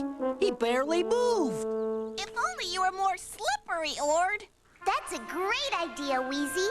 One time, I got a ring stuck on my thumb, and my abuelita used soap to make it slippery so it could slide off. But we don't have any soap. What else is slippery? I know! Remember how I slipped and almost fell in the mud? Mud is slippery. There's tons of mud right here. Come on, everyone.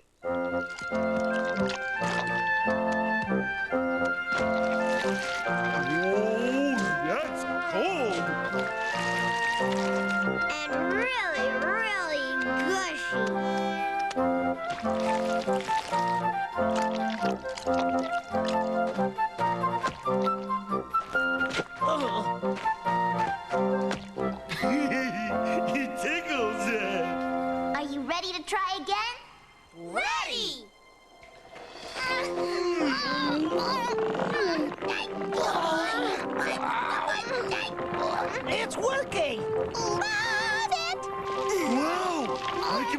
myself moving. All together now. And a 1, and a 2, and a 3!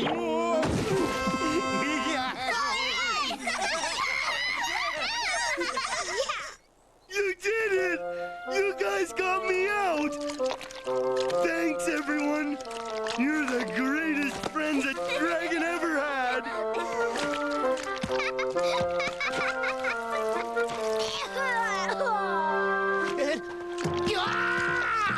Oh, no! And the mud was so slippery, I slid right out. A very good solution to a very sticky problem. Good job, everyone. And thank you again for all the berries. And now, it's time for everyone to go and wash up. And when you come back, some fresh-baked dragonberry pie. Oh, I ate so many berries before. Should I or shouldn't I? Well, maybe just a little bite. I wish to use this ride to go back home until next time. Hey, look out the window. It started to rain, and you know what that means. Lots and lots of mud puddles. Wait for me.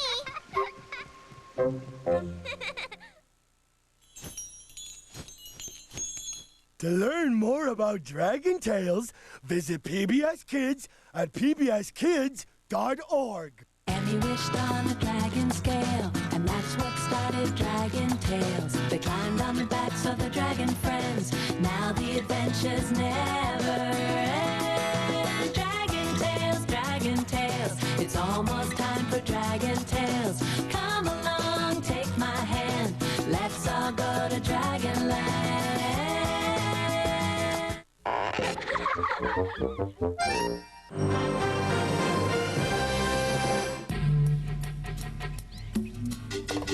Kellogg's Fruit Loops is proud to sponsor programming that stimulates children's growth and sense of adventure.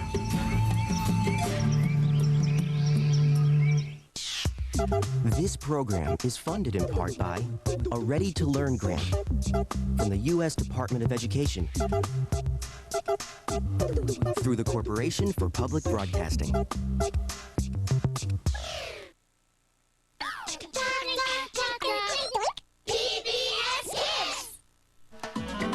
It's nap time for Smart Cat. Broadcast of this program on South Carolina ETV is made possible in part by... There once was a kid who captained a fearless crew of space pirates and led a quest for the lost city of Atlantis, all because there once was a kid who picked up a book and opened new worlds. Books A Million, proud sponsors of public television. Adventure, bringing Mr. Rogers to your neighborhood. The Mr. Rogers Neighborhood Exhibit will be at Richland Mall only through April 30th. Mommy and Me programs are available, and group visits can be scheduled Tuesday through Friday mornings. Furman University's Richard W. Riley Institute of Government, Politics, and Public Leadership. The Institute will sponsor its inaugural national conference with keynote speaker Madeleine Albright, March 20th through 21st. Brook Green Gardens, hosting the Southern Living Gardening School featuring Bill Slack. This event includes demonstrations, presentations, and tours designed for gardeners from amateur to experienced. Saturday, March 23rd at Brook Green Gardens.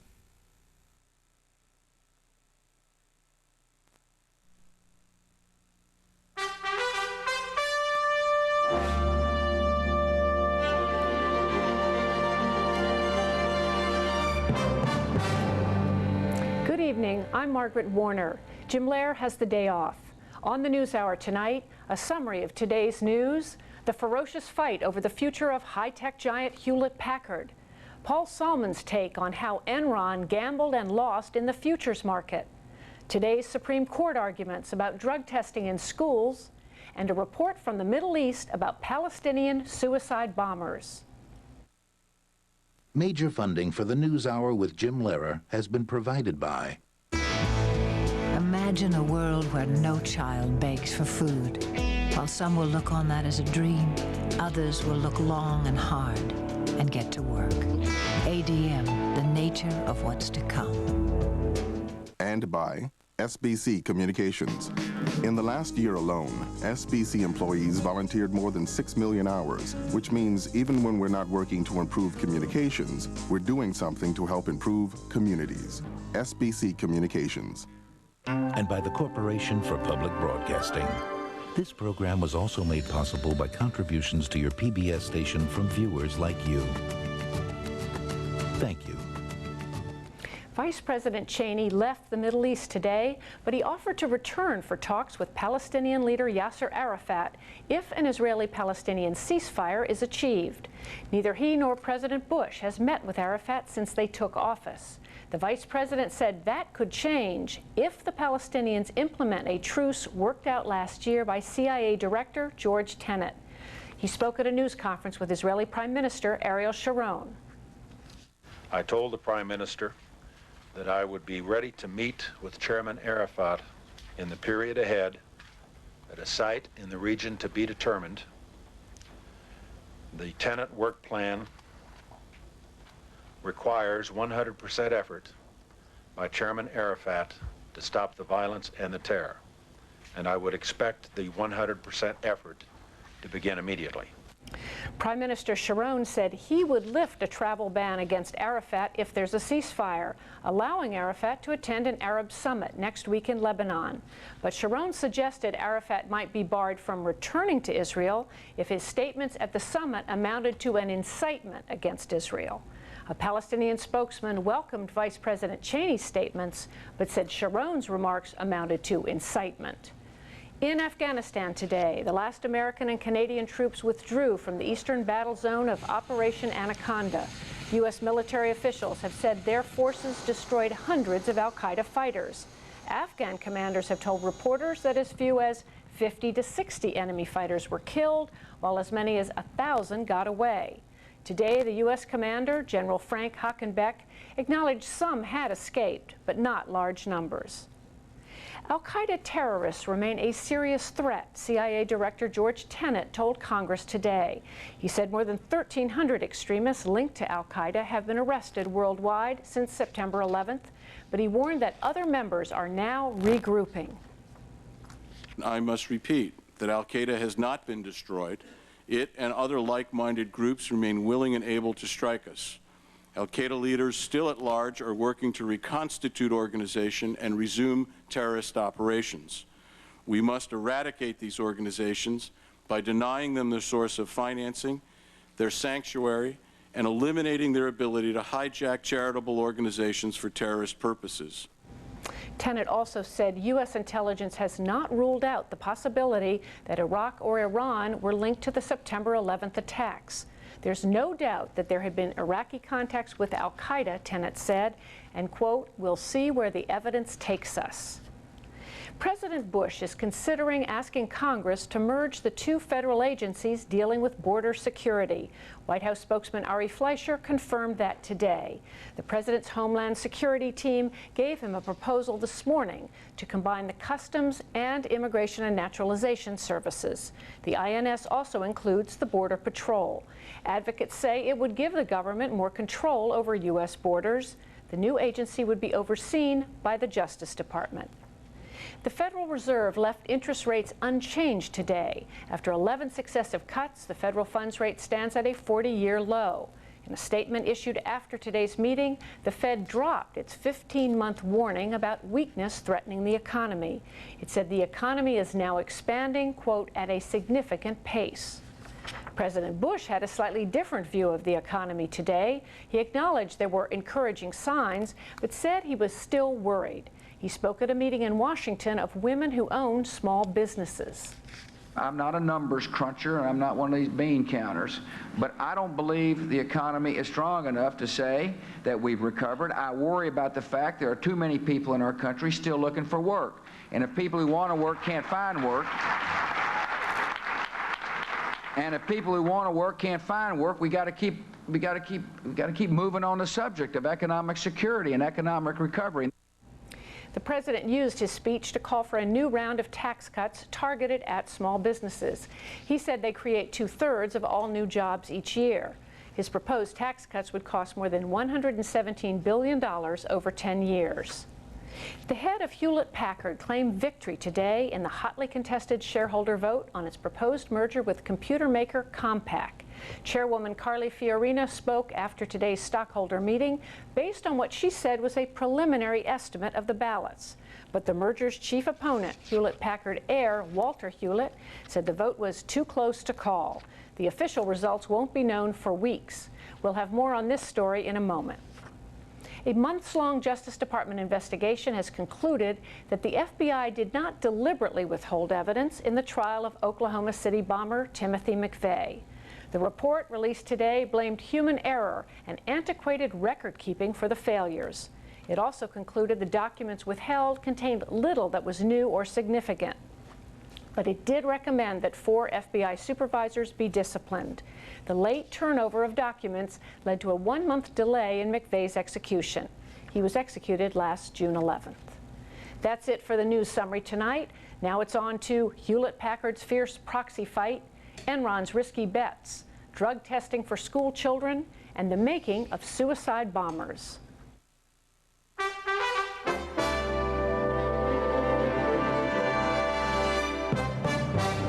First tonight, a very public corporate battle. Spencer Michaels begins our look at the Hewlett-Packard story. More than 1,000 Hewlett-Packard shareholders cast their votes in person today on whether the company should purchase Compaq Computer Corporation. Most of the other shareholders have mailed in their proxy votes over the past few weeks. Both HP chairwoman Carly Fiorina, who proposed the deal, and her chief opponent Walter Hewlett, son of an HP founder, were present. On September 4th of last year, the two computer heavyweights announced the biggest marriage in the world of high tech. On one side was HP, a legend in corporate history, the very first Silicon Valley tech company, which began in this California garage in 1939, the brainchild of Stanford graduates Bill Hewlett and David Packard. Today, HP is a leader in imaging and printers and the world's #2 computer maker, just behind IBM. At number 3 sits Compaq, which HP wants to acquire for more than $20 billion in order to compete with IBM by creating a new services and high-end computer powerhouse. Last fall, HP and Compaq boards approved the deal, pending approval from a majority of shareholders. This is a massive integration effort. One could argue it is the largest integration effort in the technology industry, and we're trying to integrate in a very difficult overall environment. When this finally comes through and when everything is put together, we will be the #1 partner of Microsoft, of Oracle, of SAP, of Intel, and of countless other companies. And with that, that brings the capability of a core competency of partnerships. But 2 months later, before the shareholders could vote, Walter Hewlett, son of founder Bill Hewlett and an HP director, said he and his family opposed the deal, as did the Hewlett Family Trust and Foundation. The William and Flora Hewlett Foundation provides some funding for the NewsHour. A month later, the Packard Foundation, a philanthropic organization, said it too was against the deal. In all, the Hewlett and Packard families and organizations represented 18% of the shareholders. Nevertheless, the two companies said they still plan to pursue the deal, setting off a political-style campaign for HP shareholder votes that one observer calls the tally in the valley. In addition to the 18% of company shares owned by the Hewlett and Packard organizations, 57% of the shares are owned by large institutions like banks and retirement funds. The remaining 25% are owned by individual investors. To influence the shareholders, both sides have taken out full-page newspaper ads. One side says customers will win from the merger. The other calls it a $25 billion mistake. They've also set up websites for their cause. VoteTheHPWay.com shows HP CEO Carly Fiorina touting the merger in a TV interview.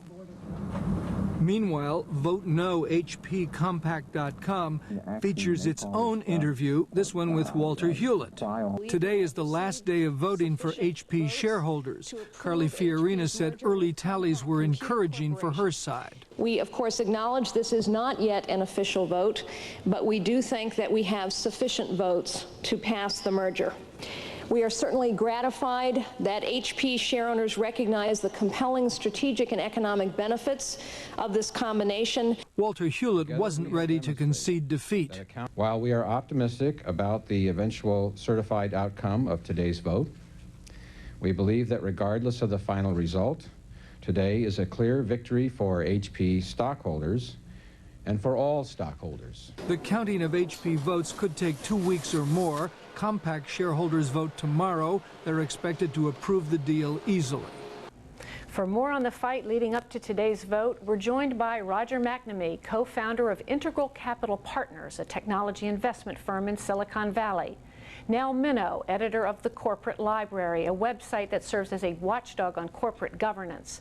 And Steve Lohr, technology reporter for the New York Times. Welcome to you all. Steve Lohr, beginning with you, what do you make of the assertion by Carly Fiorina today that she thinks her side has won this battle? Well, she clearly thinks that they've won an overwhelming majority of the institutional votes, since 18% of the votes were already opposed to them from the Hewlett and Packard families and foundations.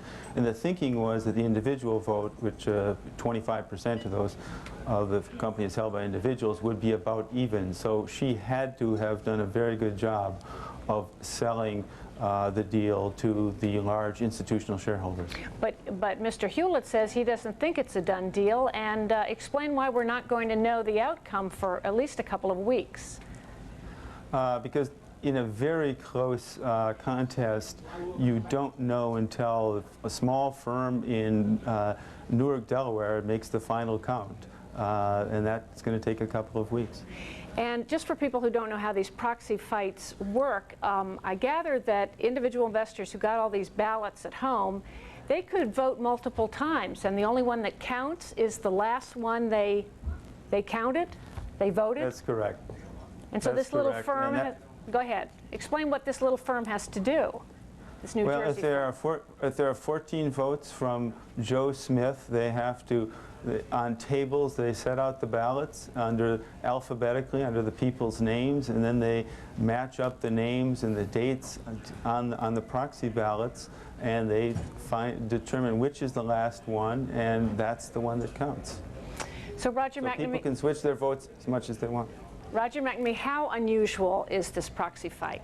I've been investing in technology companies for 20 years, and this is by a mile the most confusing proxy battle, in fact the most intense one that I've ever seen. Well, give us a flavor of it.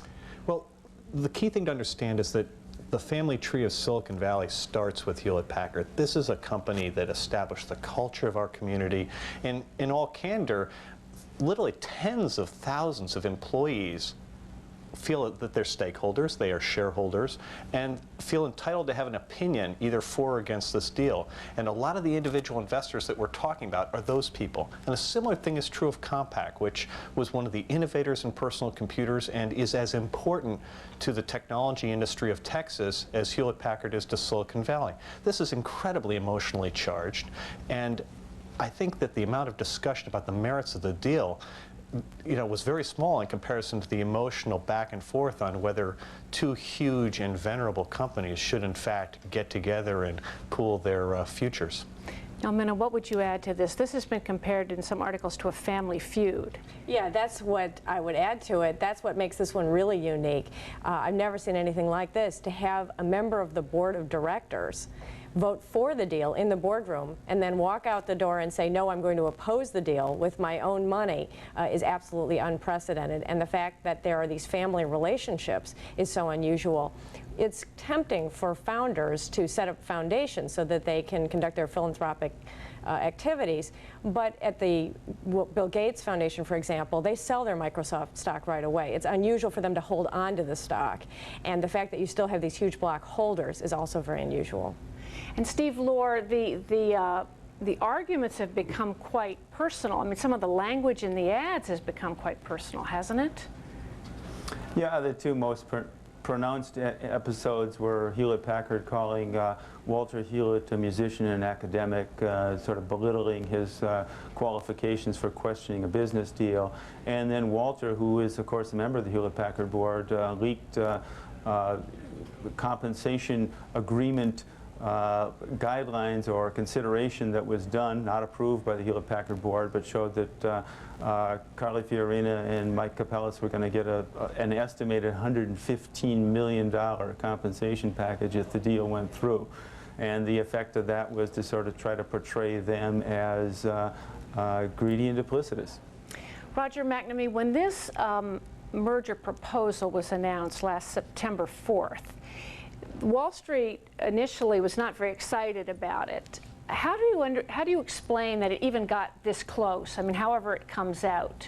Well, I think this is a real tribute to Carly Fiorina's political skills. I think that she went to the institutional investors in the period after September 11th, when, frankly, people were quite distracted, took her case to them and made it apparently effectively. And now the challenge, of course, is to prove that her case is the right one. Now, let me interrupt you, though. Explain what was her basic case, why this was going to be good. Simply put, Hewlett-Packard and Compaq each compete in the personal computer industry against Dell. And one of the rationales for this merger is that by putting the companies together, they'll have a scale that allows them not only to compete against IBM for big company requirements, but to compete against Dell for everyday personal computers.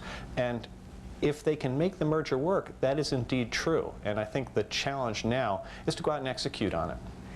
And now, Menno, tell us a little more about Mr. Hewlett's objections. He also made a lot of strides, especially with individual investors. What was his basic argument about why this was bad for the company? His most powerful argument was just history.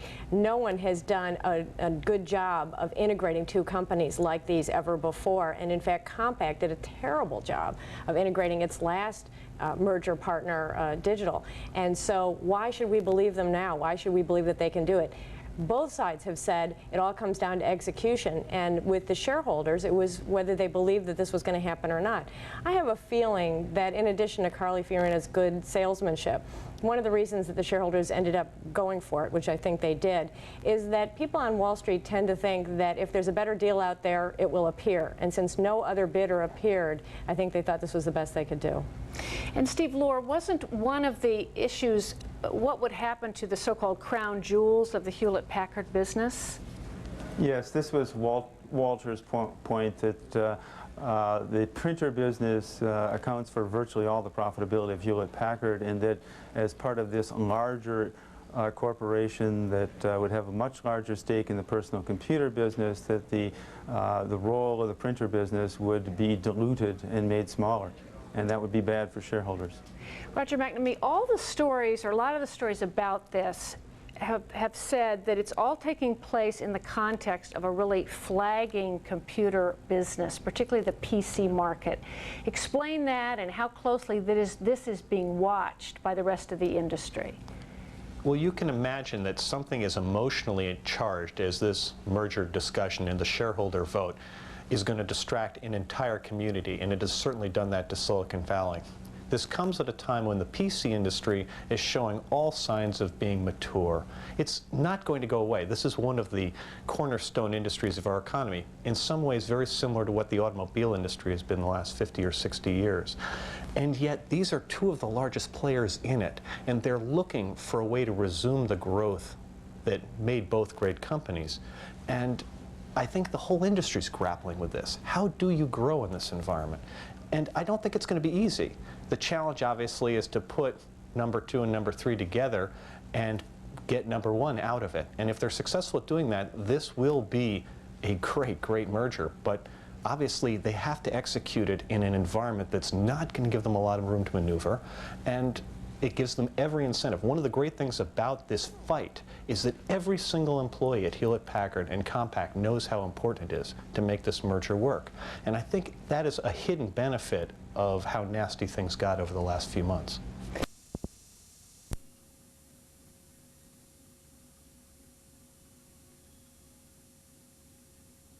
Player, part-time cross trainer. Barry Sanders, professional football player, part-time cross trainer. John Sally, professional basketball player, part-time cross trainer. Maybe someday cross training will be a professional sport. What? The new cross training shoes from Nike at Foot Locker, where it all begins. I'm going back to basketball. I can't tell you how it feels when you're way out there on your own tracking the bad guys.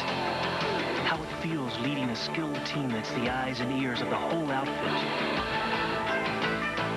When all your training is coming alive. But finding those tanks and telling the air cavalry right where to hit them, I can tell you exactly how that feels.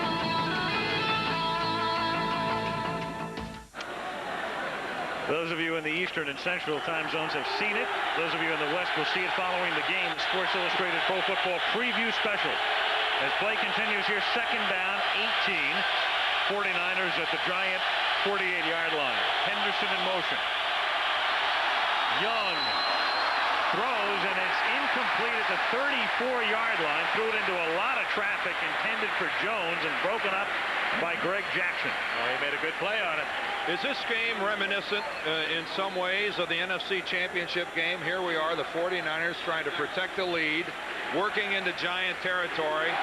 Remember what happened last time. Eric Howard hit Roger Craig. He fumbled the ball. LT recovered it. You know, it was somewhat the same scenario.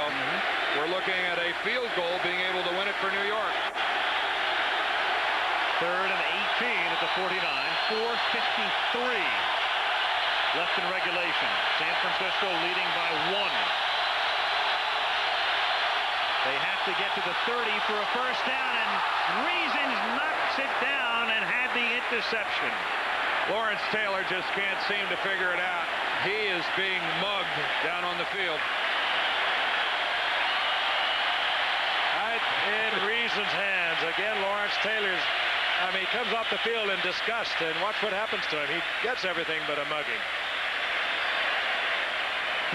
That's pretty blatant holding by Steve Wallace, the left tackle. That's the second time. The one with McIntyre was blatant also, right in front of the official. Yeah. Maybe Lawrence should be even more vocal. He gets it every game. That's Renee Thompson coming from the top of the screen, but they pick him up on the Moshenko punt. Meggett from the 15. And out of bounds at the 22-yard line with 4:40 remaining. A 33-yard kick and a 7-yard return. And as this one winds down, the Giants have all of their timeouts remaining. Well, I don't think anybody expected a 35-33 ball game. We knew that the defenses would dominate, and that is what we have seen. Let's check our head-to-head confrontation between Messrs. Young and Hostetler. You see, Young has the advantage in yards. Both of the quarterbacks throwing right around 50%, but really I think it is Jeff Hostetler who in many ways has had the better night. If you subtracted the one long throw to Jerry Rice, it has not been a very productive evening for Steve Young. First and 10 from the 22, and over the middle, the catch is made by his favorite target, Baker, tackled by Bowles. First down at the 36-yard line. But Young's 49ers are in the lead. Handley cool and composed.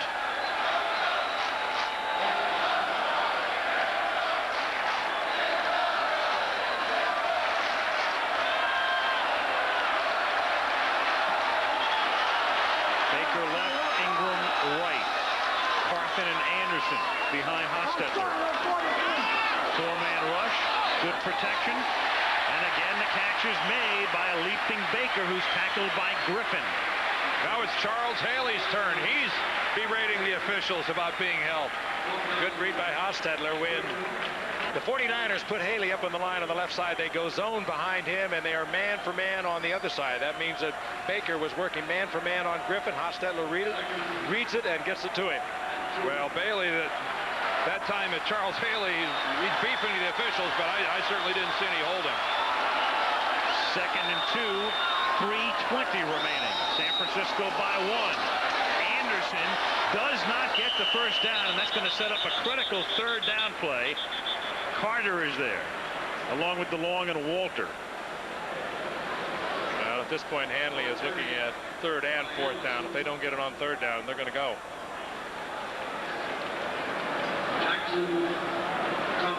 Upstairs, man on the far left, Ron Earhart, who has been calling plays for a number of years. Tonight's the first time in a long time, Danny. First time in 20 years that he's not called plays. Going back, of course, many, many years, and head coach in New England. Anderson last season on 3rd and 1, 16 times he got it, 10 times he converted, and this play is too key for the Giants to come up to the line without a timeout. So Hanley uses it with 2:43 left in regulation. That's Mike Pope, the tight ends coach, with his arm. Well, remember they ran the play with the unbalanced line down on the goal line, where they had Howard Cross actually in at left tackle and had moved Jumbo Elliott all the way over onto the right side. Well, 3rd and 1 is a good time to consult with your tight ends coach. Yes, it is. That kind of play. When you have a quarterback like Hostetler, it's not a bad time at 3rd and short yardage like this to go play action with a rollout. Number 66, as reported. Well, you can see that Ray Hanley there is yelling in for the timeout, but it doesn't look like it was a timeout of choice. He looks like he's very displeased that they had to use it. Precisely. He did not want to use it there. He wanted to save it. Roberts is eligible. 3rd down and 1. Anderson, first down to the 50. 2:35 and counting down. Whitmore makes the hit. Well, if you got to root some people out of there, this is an offensive line that can root folks. I mean, this is a get down dirty, put your face mask pretty close to the ground and get them out of there. John Elliott doing a little wrestling with Kevin Fagan. Bart Oates with a fine block against Michael Carter, the nose tackle. That much time left. They'll get a break at the 2-minute warning and 2 more timeouts. 1st and 10 at the 50. Hostetler for Cross, and he was covered by a trio of 49ers, and Jeff trying to get it in there anyway. Waymer and Griffin right there with him. And Keith DeLong, the linebacker, forcing him to the outside. And Jeff Hostetler may be picking a bad choice of receivers. Lots of 49ers in the area. I don't see any way he could have completed that pass. That's the problem. You get in this particular time of the game, there's just 2 minutes left. You're trailing, trying to make something happen. You don't have to complete every pass. There's Barr. A little mini break there for the Giants because the clock stopped at 2:01 instead of at 2 minutes, so they have in essence another timeout. Yeah, but they paid for it with an incomplete pass. Yes, they did. 2nd down. Here's Anderson to the 45-yard line. But it's something that could come in handy as the next drive, or this drive, continues, and they try to maneuver Barr into winning field goal range. And they still have 2 timeouts left.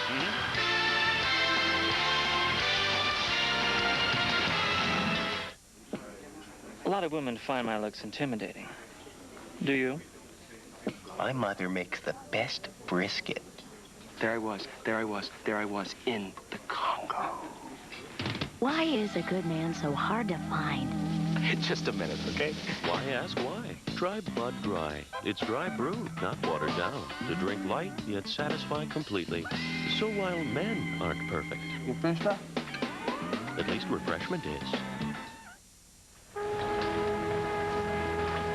Well, a lot of us in Spring Hill started wondering because Saturn was supposed to turn out a bunch of cars that week. But then they hit Tuesday and they lowered the number. I guess somebody like Hank can stop the line if he doesn't like what he sees. Building a better car doesn't have much to do with staying on schedule. Just mostly has to do with building a better car.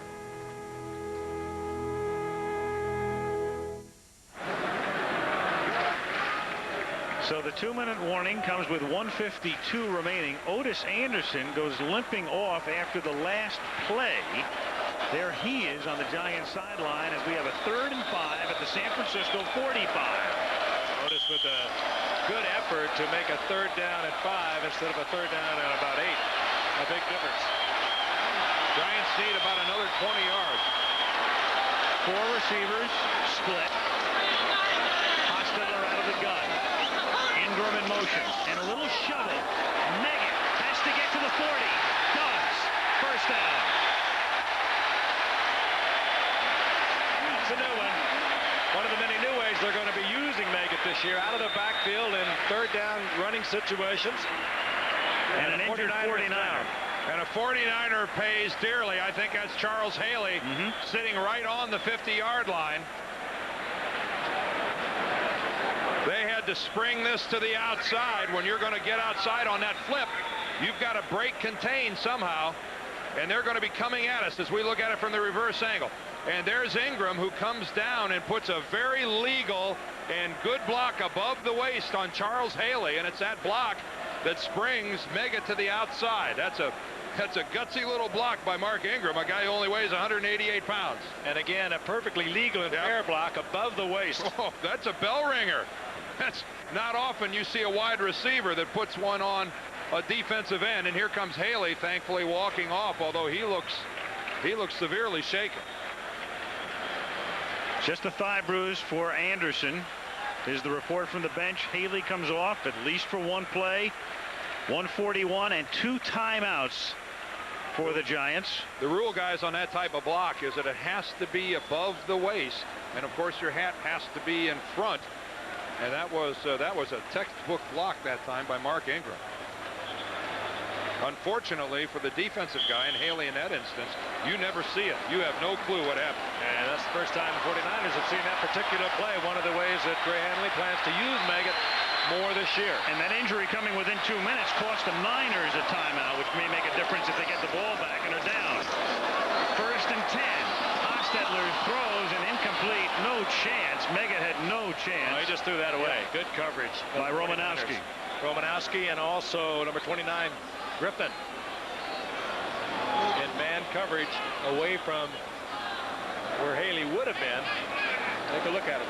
There's Griffin. He's probably the best single man-for-man coverer of the 49ers. He is all over Baker.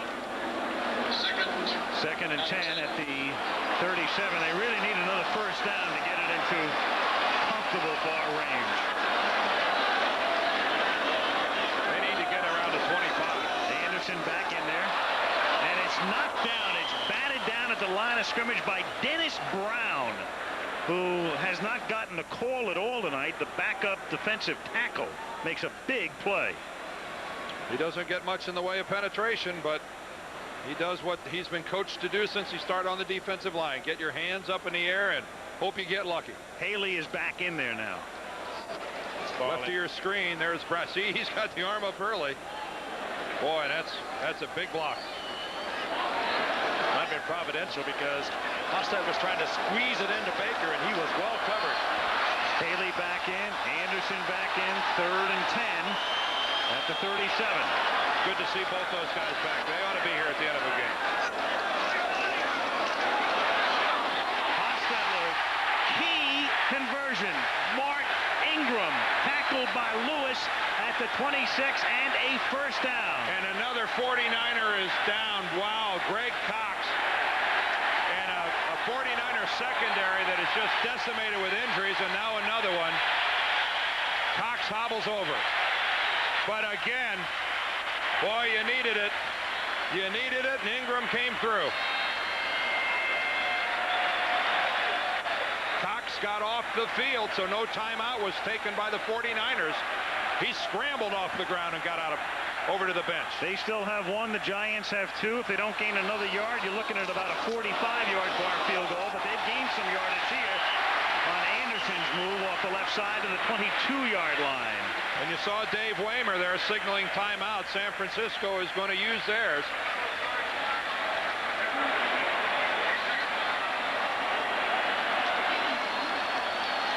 .42 seconds remaining.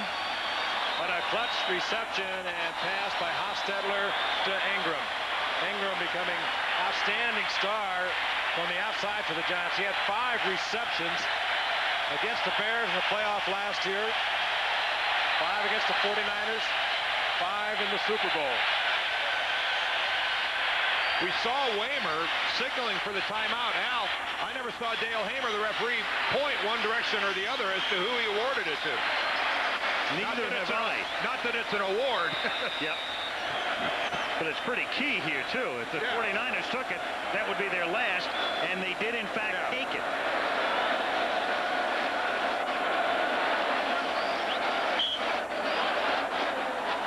At the 22-yard line. 2nd and 5.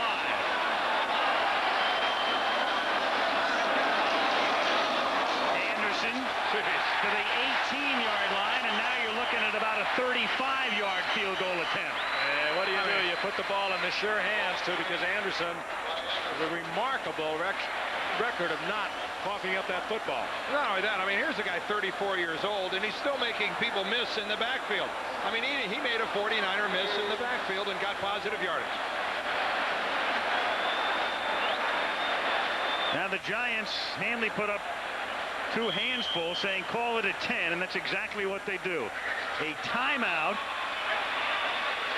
If you send Barr in here on 3rd and 2, and they do, it's a 35-yard, and what he's doing is he's saying, hey, if you have a bad snap, we still have an extra down. And you also have time to run a fake field goal on 3rd down, and if you don't convert the 1st down, you still have a chance to kick it. Yep.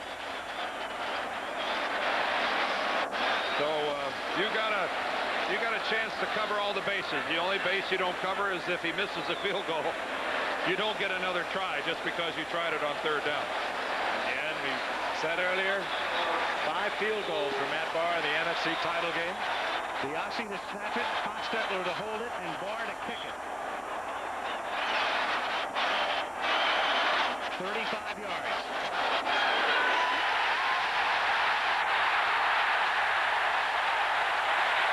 (16-14).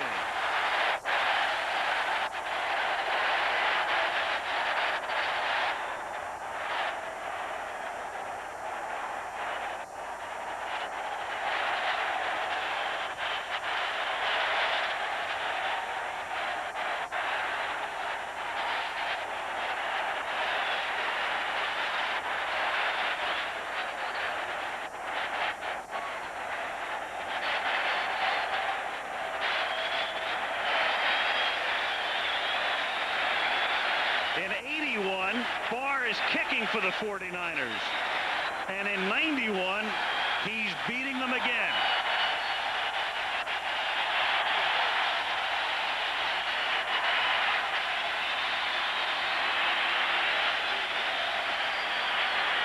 And an assist to Hostetler on a low snap. And for Ray Hanley, head coach, piece of cake. Nothing to it, huh, Ray? Good-looking shirt. You know what? When you play defense, and it's symbolic that Hanley was conversing there with Lawrence Taylor. When you play defense like the New York Giants, you are in every game. Every game. You can say the same for the 49ers, but son of a gun. Barring a penalty, the run back will end the game from the 14-yard line. Carter, will we see a cow play? Well, he loses the football. They might as well try to keep it alive to no avail.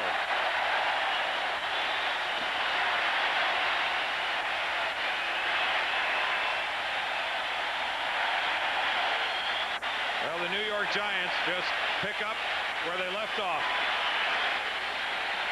They nose out the Bills in Tampa, and they start 91 by nosing out the 49ers in New Jersey. And you saw Sims and Montana exchanging what it was like to be spectators tonight.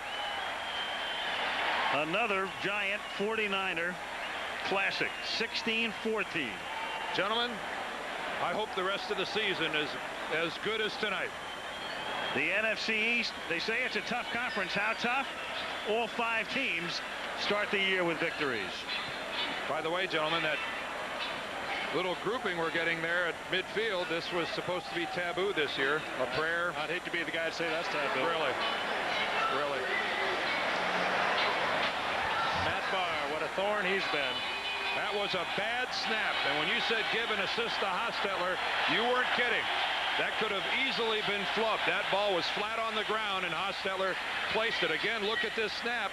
That's a good scoop job by Jeff in getting it up in position for Barr. Well, and Matt, no question when it came off the foot. In San Francisco about now, they'd like to bar Barr. He kicks him into the Super Bowl last year and kicks him to a victory on opening night of '91. We see him later against Pittsburgh and Philadelphia. How good it must feel. We'll talk to you next week from Texas Stadium, the Redskins and the Cowboys. Till then, Al Michaels, Frank Gifford, Dan Deerdorf, good night from Giants Stadium.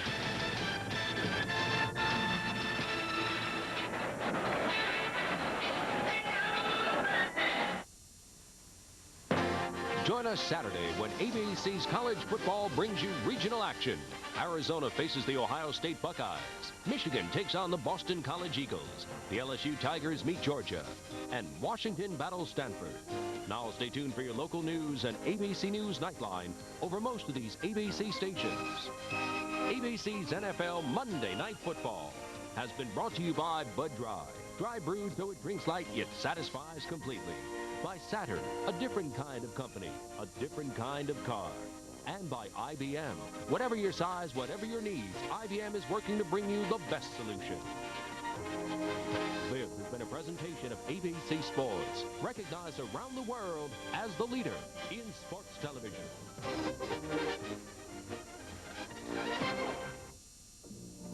A promotional fee has been paid to ABC by United Airlines. Comply with friendly Scott. America's watching ABC.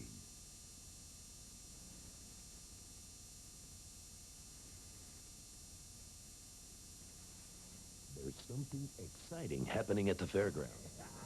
It's not a rodeo. It's not a carnival. It's the most massive car and truck clearance in history. The 1991 statewide grand closeout. 3,000 cars and trucks, 23 different manufacturers. Earth-shattering final year-end clearance prices. It's now or never. Don't miss the granddaddy of them all. The 1991 statewide grand closeout at the Mississippi State Fairgrounds. Life is filled with treasured memories, times of joy and times of family. Blue Cross and Blue Shield of Mississippi has been protecting those memories for more than 40 years. I'm here in Johnston. Worries about health care coverage can tarnish life's best moments. That's why we invite you to carry the world's most recognized health care card. Give us a call. The picture looks brighter when you have the protection and the security you need. Blue Cross and Blue Shield of Mississippi, your partner in health care. You're watching 16 WAPT, a North Star television group station.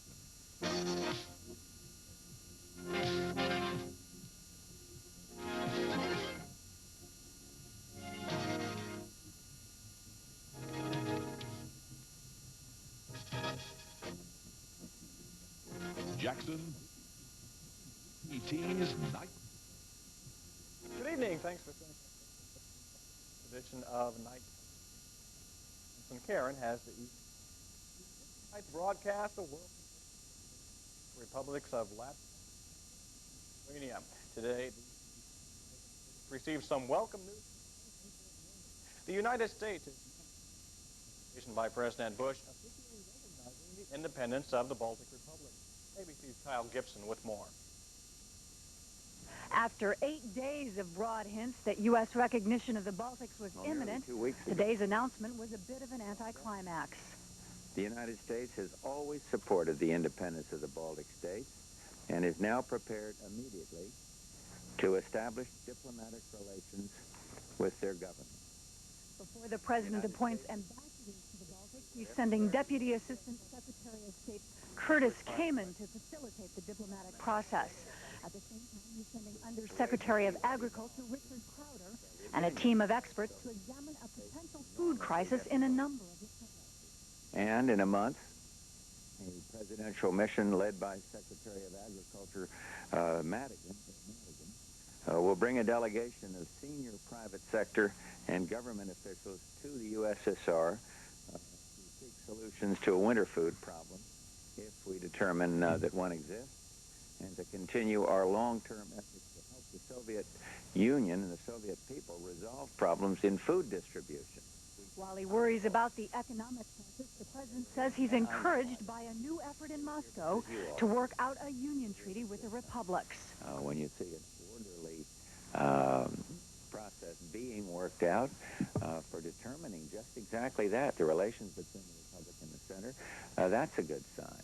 The president says he wants to see those relations worked out before he decides whether other republics should be recognized as independent by the United States. But he says Estonia, Latvia, and Lithuania are different. Mikhail Gorbachev for announcing it was time to let the Baltics go. News, Kenny Bunkport. Reaction to President Bush's announcement came quickly from the Baltic capitals of Latvia.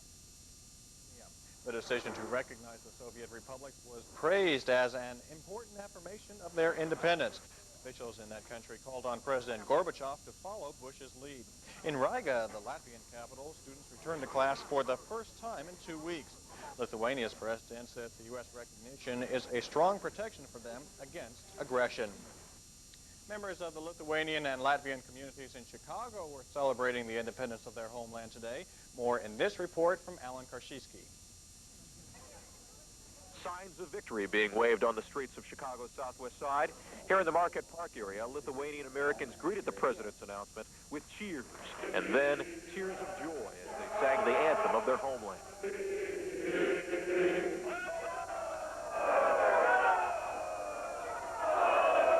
I remember how many times we sang it, and there was this like hopelessness in the song. But now it's true joy. It's finally justice. It's the realization of something that my parents and grandparents and I have wanted for so long. There's a new sense of hope evident on the faces of those who were forced to flee their country and have waited so long. There's still disbelief among some that the events of the past weeks could